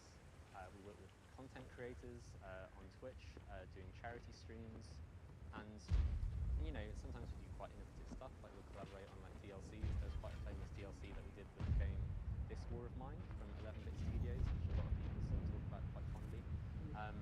So any way we can, we'll just work with the games industry to raise money for us, but to also, you know, help the games industry sort of, you know, give back a little bit. And we found that it's worked really well, and we're, you know, really excited for what the future holds. Fantastic. I realise it's a really difficult question, but I mean, where do you see the work of War Child in the Ukraine going in the future? Yeah, I mean, as we say, we're expecting to be there a minimum of 5 years, and as the war stretches on, and you know, we would love to see a resolution tomorrow, and that doesn't look like it's going to happen. So, you know, the longer the war goes on, the more devastation, the more damage to local communities and to families, and the longer that we're going to be required there.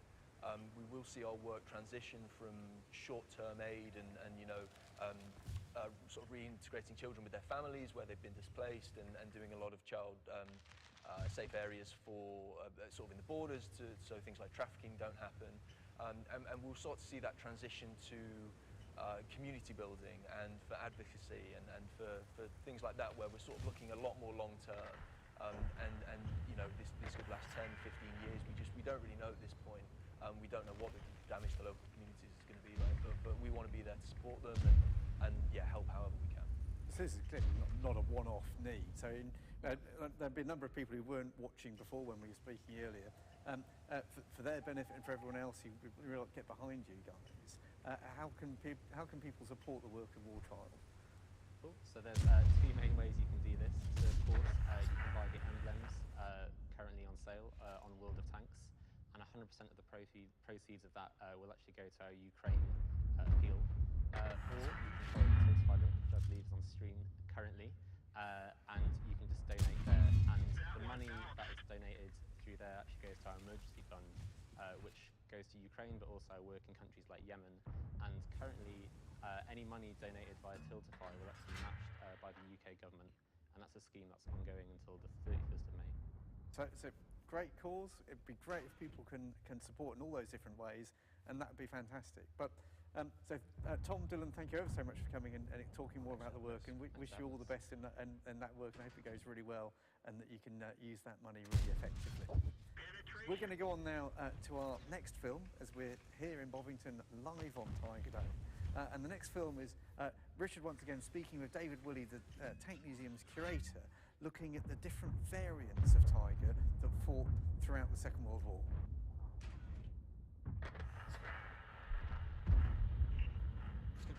Tiger variants. So with the Tiger, we see the famous Tiger 1 is made for about 2 years, but in those 2 years, till about August 1944, where the last one's come off the assembly line, there's changes that go on. So people will often, you'll see things like model makers, various people talk about early, middle, late production. And sometimes there's no official, this stops, this begins. Quite often in the factories, there's this idea of you use up the old stock of material before something new comes in. Sometimes new material gets at the front of the storeroom door. So the older stuff, it's only when you work your way back to the older stuff, so you get the weird situation that old style disc road wheels are put on a late production vehicle because they were probably at the back of the storeroom. So this, you can imagine, for the spotter is the absolute delight. And there's tables available where you can see where new amendments or changes come into service on the Tiger 1 and when they're stopped. So we're sitting on a tank before they put Zimmerit on, that paste gives it the Ripley finish. They stopped that in pretty much September 44. Looks like they stopped it a bit earlier on some of the Tigers as well. So when you're looking at a Tiger, if you know what you're looking for and you've got good photographic evidence, you can place it in its production. The other problem you've then got as well, when we're talking about this idea of variants, don't forget Tigers go back to the factory to get rebuilt when they're knocked out in action or they need an upgrade, etc. So you've got a fairly early Tiger can sometimes have late features put on it as they're trying to do it that way. So the whole of the Tiger 1 family, lots of subtle changes that is going on. One key variant, and only a dozen made, which is the Stern Tiger. What they do is they get battle-weary Tiger 1s are actually taken back to, I think it's Alked, and they end up putting a new superstructure on the top with that water-rated mortar on, that is then used as a demolition gun. So not many of those, but you could call that a sub-variant of the Tiger 1. Now, in the background, the German military are looking at, and again on the insistence of Hitler, can we put the long-barreled 88, the L71 88mm gun onto a rotating tank chassis? They're going to put it on the Jagdpanther. Let's get it on a tank as well. So we've got that, what we know of as the King Tiger program going on in the background, and that overtakes Tiger 1. They're starting to be produced in the spring of 1944. They first see action in Normandy in July. They end up, this is stopped, and all the Tiger production goes over to the King Tiger. Now, we're really lucky here. Not only do we have a production King Tiger, but within the collection, we've got a pre-production King Tiger. And that's the one people erroneously always say, you know, when we talk about these things, oh, it's got the Porsche turret on, hasn't it? No, it hasn't. Porsche had nothing to do with the turret. Sorry, you could be pedantic on these. Actually, again, he's thinking he's designing a vehicle which will take that turret. Actually, they're being built by Krupp. His vehicle, yet again, is not going to be the successful winner of the competition. It's another hull by Henschel. So those turrets, the first 50, are actually in this different design to the production ones that Henschel makes, hence there's two different types of turrets on the King Tigers. They also, unlike the Tiger ones, they go for a Yak Tiger. In other words, some sort of killer tank 128mm gun. It doesn't have a rotating turret, but they're using the basic chassis of the King Tiger. They put a casement top on it, huge great thing, thick armour plate, 128mm. They're starting to make these, and even there, Porsche's got his hand in trying to suggest better suspension units, etc. So you'll see these different types of Tigers in the Tiger family. He's even redone some of his earlier Tigers that end up becoming the Elephant. These are chassis that were going to be the Tiger 1 that get reformed, and again, casement put on top, 88mm gun put in it, and that becomes the Elephant, or later on it's renamed as part of its the Ferdinand, after Ferdinand Porsche, and they are see action on the Eastern Front. They're a bit of a failure. Many are brought back to the factory, they're rebuilt, they have trouble at the Battle of Kursk, they have a huge number of problems with their engines, but you could call those as part because they're really an output from the Tiger project. Didn't go the direction that the German military thought it was going to go in, but again, the Germans are famous for that. If you've got something, you tend to try to use it rather than put it to one side, which means an awful lot of their production, you get so many different variations on a theme. Again, one of the downsides of the German tank industry in World War II, just think of the supply issues for just the number of different variants they've got in service, even if there's some of them being quite happy the same engine.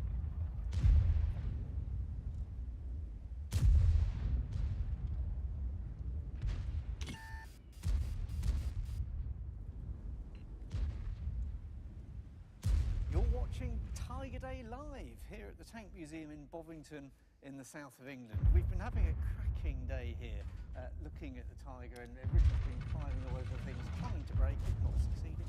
Sure, it wasn't meant to go bang like that. But it's been terrific. We've had a wonderful display of tanks, and we're going to have a bit of a recap, thinking about over the event today. But it's been great, hasn't it?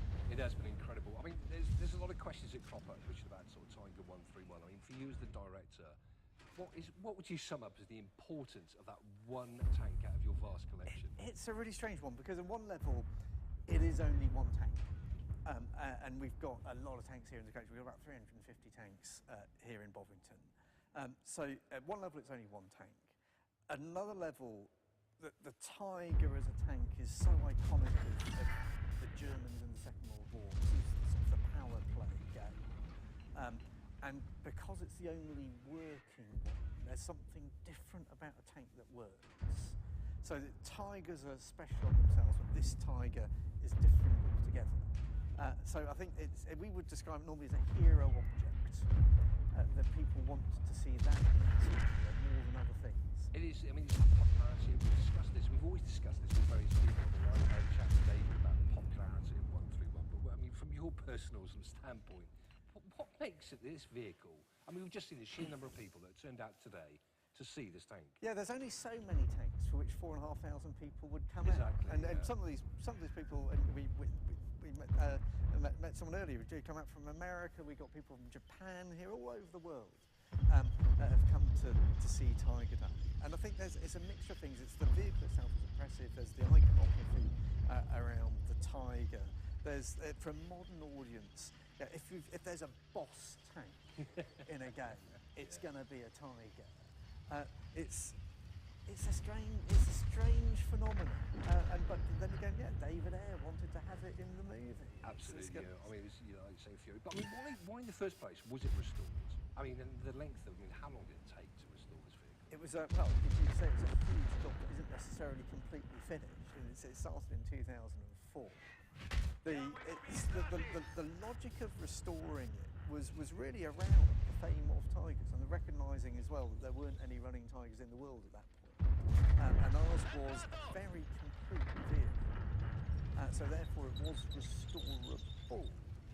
And actually when I'll talk later on about the challenges of restoring vehicles, having all the bits gives you a really serious head start. But yeah, we come out of it with the world's only working Tiger tank. It's a tank with a story to it. It's got a history to it. Where it came from, and it was one of the most significant projects the Tank Museum's ever undertaken. And you mentioned about Fury. I mean, very quickly, there must be some challenges. I would have thought the initial one was, do we allow it to be used in the film Fury in the first place? It was a big call actually using this tank for the Fury movie. And this is a tank where it hadn't been off the site since it came here in the early 50s. We'd never worked with a Hollywood movie on that sort of scale in that sort of way before. And for the tank to leave the site at all was a big call. And it to be run for a movie rather than running for a physical audience on the site was also a big call. If we broke that tank in front of an audience here at Tiger Bay, then you can say all these people got to see it. If we broke it on the set of a movie, then that would be a bit of a sucky teeth moment, wouldn't it? So the crunch part of the decision was we're here to tell stories. And actually, if we could tell those stories to a bigger audience, we were doing our job better. And we had confidence that David Ayer wanted to use it well. And we also had confidence that they would look after it. And they really pushed the boat out to make sure they looked after it. So in the scene where it's fighting in the field and Brad Pitt knocks it out and all that kind of stuff, they actually built a concrete road across that field for the Tiger to drive down. Because we were concerned that it wouldn't be able to tackle the fields. It's such a heavy tank. They weren't very good at tackling ploughed fields in 1944, let alone in 2015 or whatever it was. So they really went to the nth degree. It's actually they looked after it very well.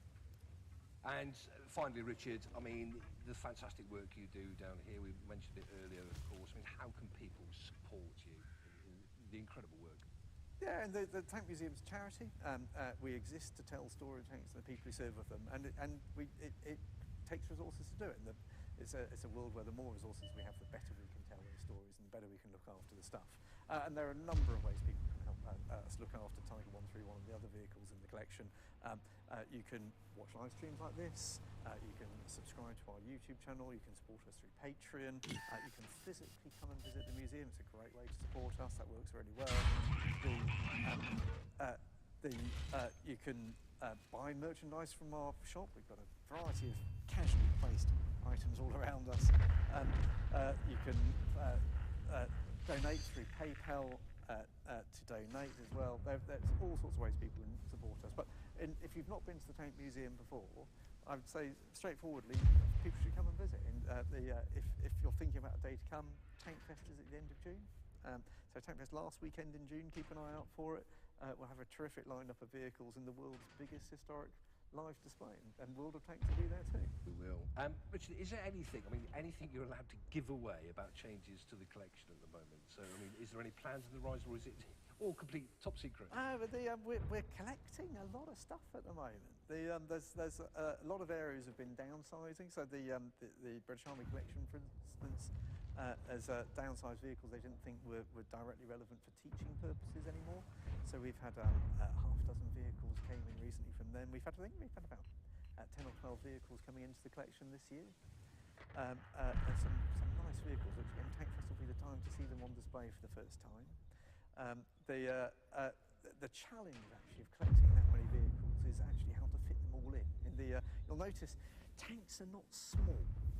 These are big beasties. So if you're trying to get a dozen extra vehicles into an already full shed, it's more than a game of Tetris to try and make that work. So one of the challenges actually we've got over the next few months is looking to make sure we've got the right fleet of vehicles. And tank museums are like trees. If you want them to be healthy, they do need pruning. So actually one of the things we've got to do over this next year is actually start thinking about which vehicles don't need to be kept on this site, and looking at what vehicles we can have leave the collection and sort of make space for new stuff. But we're always keeping an eye out for things which fill gaps. And we've done quite well in recent years. So we've got a beautiful T-34-76, which we got on loan from our friends in Finland. We're looking. We've loaned our King Tiger, for instance, to the Swedes at the moment in the Arsenal Museum there. We're keeping an eye out for JS3. If anyone has a JS3 lying around, that's probably top of the collecting list at the moment. We're working in a living technology. And what I mean, you as an individual, Richard. I mean, you've been with the museum now for 16 years last month. I didn't like to say, I wasn't going to say that, but I was going to say a fair while. I joined straight from school, as you can probably tell. What's the best part of your job, do you think? There's lots of best bits of my job. The best part every day is walking down the pathway to the museum and having the realisation I work here. It's a feeling that after 16 years is yet to wear off. And it's, I always say that I love my job every day. I like it most days, but I love my job every day. And actually the moment of walking down the path towards the museum, it's a walk. You took that walk from when you were a young lad joining up in Bovington yourself. We've had this discussion many times, but for me the tank is probably more than just the tank museum. It's sort of like doing my basic training across the road. And coming across here as a young lad, having a cup of tea in the cafe here, and it means such a lot. And you see that, but don't you see that with veterans as well when they come down here? And I'm not talking just about obviously World War II. I mean, even the more modern veterans, if there is such a thing, of course, it's got a lot of significance. This place. Yeah, we've got an Afghanistan display which looks at particularly the events around sort of 2009, 2010. And we had guys bringing their families to explain what their experience was like. And we're a place where you can relate to the experiences of people who aren't necessarily always used to explaining that kind of stuff. So this place is of huge significance, both as a collection to the people stories that we tell, and hopefully will be for many years to come. Richard, thank you so much. And that really brings us to the end of our historical segment of this. However, please do stay around. We are going to have a bit of a battle, me and Richard, later. He has promised to take it easy on me. We're also joined again now by Chris van Schulenburg, who's as you remember, who came on earlier, the expert there to answer a few questions as well. So I'm going to pass you back across to David, who, and hopefully we can fend off some questions from him, we hope. Hello and welcome back. I'm assuming you can see me. I'm hoping you can see me. I'm hoping for a thumbs up from the production side. Awesome, excellent. So we have a bunch of questions that we've been collecting from the chat throughout the day. You're going to see me on a slightly different camera than before with a nice big shadows. It's late in the day and our wonderful historical guests and the museum guests, etc. are going to be able to answer a couple of questions. So while we're going to go through some gameplay really quickly with the Fury tank that we've seen today, one of the first questions that we had was how many tanks are in the tank museum collection? About 350 at the moment. Depends what you mean by a tank, really, doesn't it? But yeah, 350 is probably as good a number as any, isn't it? We added 10 in the last month. I love the way you looked at each other. And you're like, sort of, I'm not entirely sure, to be honest. And you can never have too many tanks, I think is the single most important thing. We're saying tanks and large objects, and obviously that includes armored vehicles. Very good. Okay, thank you very much. Essentially, lots more tanks. And so the second question that we had was, what is the tank suspension on the Tiger like? Is it hard to fix, and especially in a combat situation? But it has a torsion bar suspension with obviously these famous overlapping wheels. So you always hear about the stories about how difficult it is to clean it all up in the eastern front, how it all froze up with mud and everything. Obviously, I've never experienced that, but I do see them wash the vehicle down after a muddy display, and it does take an awful lot to clean it. What's interesting about our suspension, since I've been here in the last 7 years, we've never had it off really. But it's the original torsion bar, the original road wheels even, so not just the wheels but also the tires are the original Second World War rubber still on the neoprene, as Mike always points out. So that's one of those, back to that discussion earlier on about when do you decide enough is enough. It's a very original suspension. We were talking, I remember we discussed a bit with Mike about this, and obviously from my experience with the road wheel, it's fairly straightforward. I was saying there's some, it's pretty, I didn't quite, it was 57 bolts at one point you had to remove just to get to one road wheel. Yeah, So it's a lot of, it's not a Not lot of overlapping, not straightforward. And the other thing, of course, in the arena, when you then work with gravel going on, you don't want the gravel to chip off the original rubber compound. It's been there for quite a while, so we're not cheating. Okay, thank you very much. Yeah, and just to let people know, we are still live, so we're pulling questions from those. The Tiger 131, is it an early or a late model Tiger? It's an early one. An early one. Thank you. And then, why is the Tiger 131 at the museum? Was another question. I'll pick that one up. Thanks to the generosity of the German army in the Second World War, the absolutely key thing about Tiger 131, it was the first German Tiger tank to be captured intact by the British in the Second World War. So this was the vehicle that was then used for assessment to try and figure out what the hell do you do about one of these.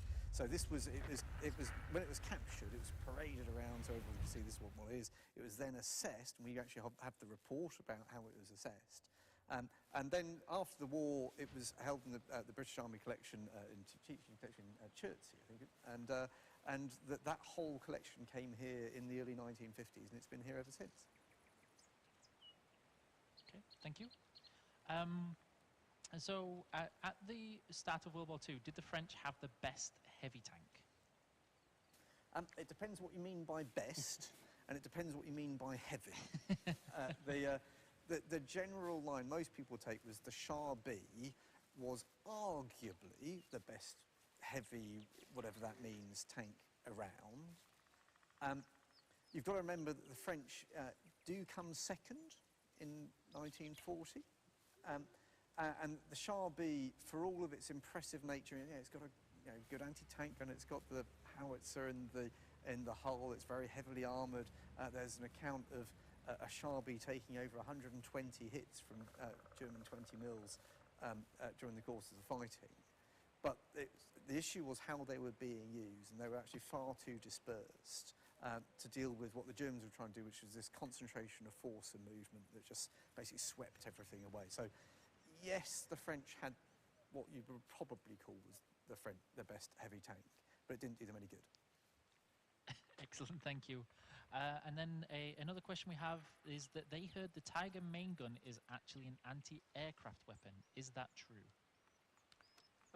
Well, of course, it was designed as such, but I mean, it's the actual probability of. I mean, I think is the question: could they actually use it to shoot at aircraft? Well, like any MBT, there's a big theoretically yes. However, saying that, I mean, even on today's modern main battle tanks with integrated fire control systems and auto track and everything, it is incredibly hard to track and fire at anything that's moving at that sort of speed. So theoretically, I think it's a big inverted commas. Theoretically, yes. Okay, thank you. And then, what other tanks did the Tiger face through the various battles? Was the question, but answer it as you please. And almost everything, really. So effectively, this comes in 42, April 42.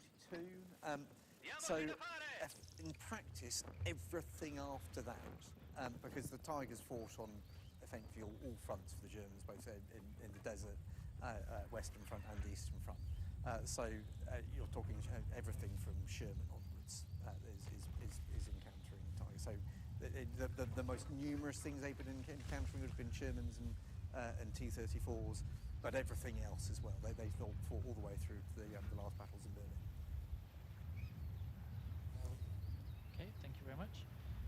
And then this is a more probably complicated question there, which is, are all the pieces on the Tiger 131 originals? Good question for you, Chris. From what I understand, a lot of the items are definitely correct Tiger 1 components. I believe the vast majority come with that vehicle, 131. The engine, as you probably know, has been replaced. But yeah, it's a very intact and original vehicle. I wouldn't say everything came from it, but I think the vast majority, but yeah, with the new motor that was used during the rebuild, or the second rebuild really. So yeah, we're lucky to have what we have, to have such a complete original vehicle with history. Thank you. The next one was the Tiger worthy for the German army? Ooh, worthy. Worthy is an interesting word. Yes, because they lost. We should be very glad that the German army lost in the Second World War. It was a war-losing tank. If you look at the resource intensiveness of the Tiger, that approach to engineering, I would say, is actually one of the important reasons for the Germans' loss in the Second World War. The German army in the Second World War failed to appreciate logistics, failed to, effectively, I would say, get value for money in terms of how it was using its resources. And those all contribute to its loss. So from the point of view of we should be really glad that the Germans lost, and that much of the thinking involved in the Tiger tank was involved as the basis of the Germans' loss, I would say yes. Okay, thank you very much. And I know this was an interesting question. How important was the Matilda II, and is it a bit of an underrated in its importance? Can I tackle that? We know you love the Matilda. I like Matildas. Well, I do and I don't. It's the and Chris can talk much more than I can about the mechanics of the thing. When war broke out, Matilda II was the most up-to-date, most formidable tank in the world. If you look at its performance, for instance, in May 1940, the Germans didn't really even have an anti-tank that could touch it until they started using 88s and direct fire capacity. It was the absolute bleeding edge of fighting power. It was also ridiculously expensive, which didn't do it any good. It was actually far too complicated. We found out ourselves doing a restoration a few years ago. Yeah, talking about suspension, comparing it earlier to the torsion bar, the suspension of the Matilda II is quite something else. The amount of bearings we looked at in those road wheels in the suspension unit is quite amazing. So yes, an interesting vehicle. But you can see it's an early war vehicle. It's it's very peculiar but fascinating vehicle. Okay, all good. The Centurion has its gun in the crutch. Sorry, is that to save on hydraulic fluid? No, the vehicle was donated to us late last year, kindly by the Swiss. We had some issues with it over the last few weeks. We wanted to be a key vehicle for Tiger Day's first outing, so we made sure the automotive system was in order, and we had a fuel supply problem. It ran out of fuel, starvation a few times, we stopped in the arena. So we tackled that, realizing we still needed to do turret training on it. Bob is reading the manual basically, and Steve Latham, one of our long-term volunteers, used to serve in Centurion, so they're gonna spend a quiet day together with the manual and the turret and do a full rehearsal on the turret. We didn't want to risk this totally intact vehicle. It's pristine. It has been probably in storage for 30 years, so we didn't want to push it until it's ready. I just think to make it clear, like when you say turret training, I mean obviously as well as how to actually work it. How does it work, the stabilization, the whole gyros, the whole thing. So between the manual and the memories, hopefully they can get it going, but the vehicle is pristine, and I keep saying, a good example actually, I keep saying to the guys, I want this vehicle to be treated like Tiger, 3 times a year maybe out, no messing around with it, look after it, because it's beautiful. Yeah. Okay, thank you very much. And then a slightly maybe controversial one was somebody's asking, how expensive was it to restore the Tiger 131? Ooh. Very good question. Well, again, I would emphasise the fact the restoration is still going on, so these things are never actually fully complete. We were enormously grateful actually when the bulk of the restoration work was done by a company called Abro, who were the company who actually did the Army's tank maintenance at the time when it was being restored in 2004-ish. And they put a huge amount of time and effort. I don't know if they ever fully quantified how much cost they did put into it, because I suspect if they did fully quantify it, they would probably be very depressed. To do the kind of scale of work done on it then, now, would certainly cost well over £1 million. Okay, thank you. And then I know this was a favourite in most of the community when they talk about the Tiger is, was there anything at the time that could take out the Tiger tank? I'll tackle that. Yes. It's the short answer. a lot of things could take it out if they're close enough. So, I gave the example earlier when we were talking about John Semken, tank commander, squadron leader in the Sherwood Rangers Yeomanry, taking out Tiger with a normal 75 because of the high fire rate and basically smashing the front of the vehicle in. You could take out a Tiger with a piece of boggy ground because they're so heavy. Most things could take out a Tiger in one form or another from the right angle with the right shot or the right distance. I think, like I said earlier, there's no such thing as an impenetrable tank at all. There just isn't. So. But you still wouldn't want to bump into one in the dark. On a dark night, yes. Okay, thank you. And so in terms of enemy armoured vehicles, one of the questions was, what would you consider was the Tiger, well, it says Tiger 131, but a Tiger's main competition? And the main competition against itself, yeah. So the most numerous things it was fighting against were Shermans and T-34s. So there were 50,000-ish Shermans in total. I was really sure. I think the T-34 was 70,000, and we kept them get thrown around. Well, those aren't all wartime production within that 70,000. There were 1,350 so it's fighting on all fronts. The things it's coming across most is masses and masses of T-34s in Germany, but it's coming across every other vehicle type as well. So, but the most frequently fought encounters would have been Germans and T-34s. Okay, thank you. And somebody's asking, how much does the Tiger weigh? Enemy hit. About 52 tons. Just over 50 tons. 52, I think. Yeah. Give or take a bit. Yeah, we had 62 for the King Tiger, so yes, that's right. I might be a couple out on that. It's more than a Sherman. Thank you. And then this one was, how are vehicles maintained to keep their condition? Tiger gets, we do a pre-event, we do a full inspection and a service on it, or an inspection, check everything, test run the vehicle, and we do the same post-event. Now next week, Wednesday, we'll run the vehicle again.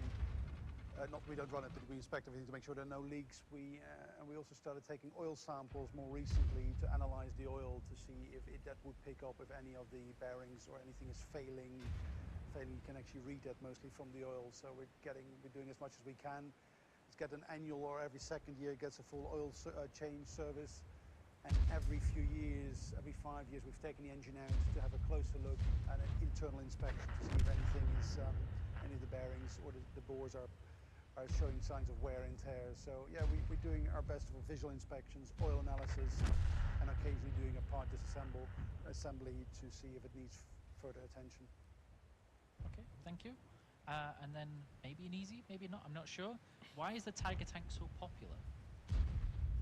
I think to be fair, I think we've probably answered this a million times over the course of not just the live stream, but various things. I mean, everybody's got the way to think about it. Why, as I said, always go back to the day when I was basic training across the road there. We came in after hours, we were allowed in the army to have a look around, and everybody made a beeline for Tiger because it was.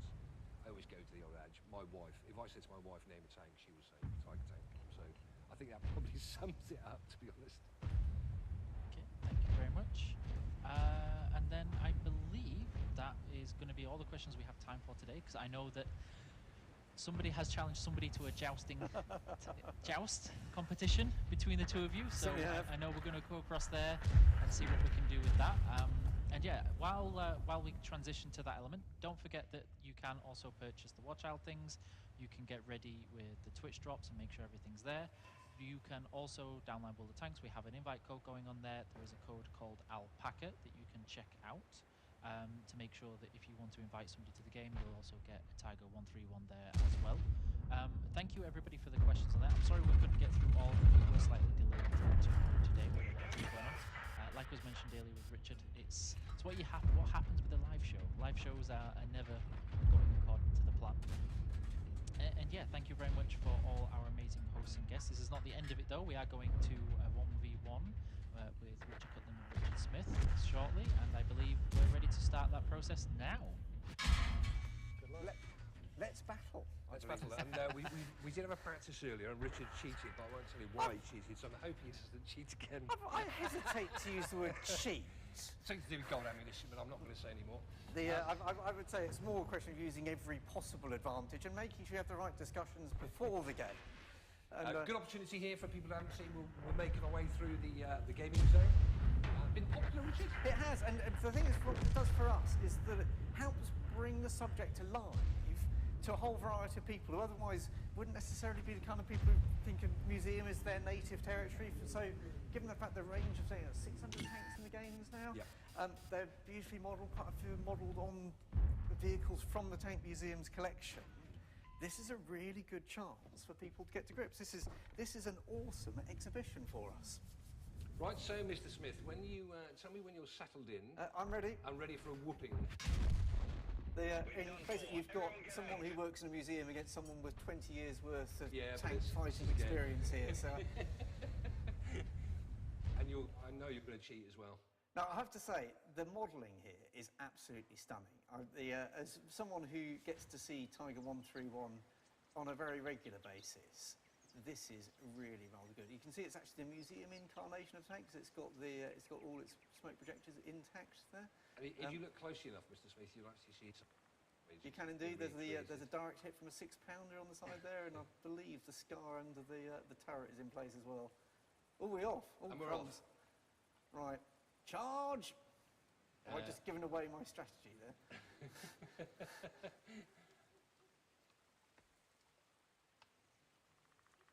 I've got a good idea of where you're going to be, so remember firepower, protection, mobility. Charge!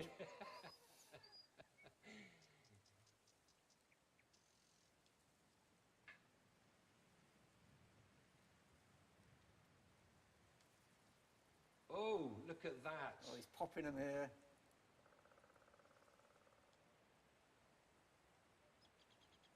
Now, that bit when there's a big flash and stuff like that means you're not doing well there, doesn't it? It does. I think you're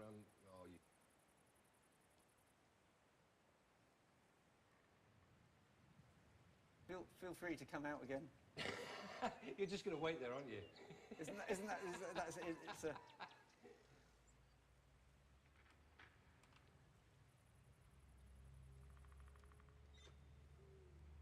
Oi!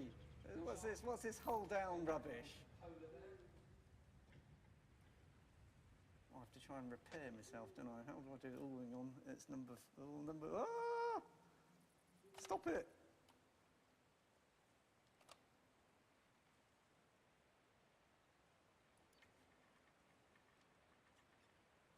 Oh, that's not going to happen. Good showing, Mr. Smith. Good showing. So the drive out into open territory tactic has flaws. Is that broadly what we're saying? Let's not forget that tanks would never ever work on their own like this anyway.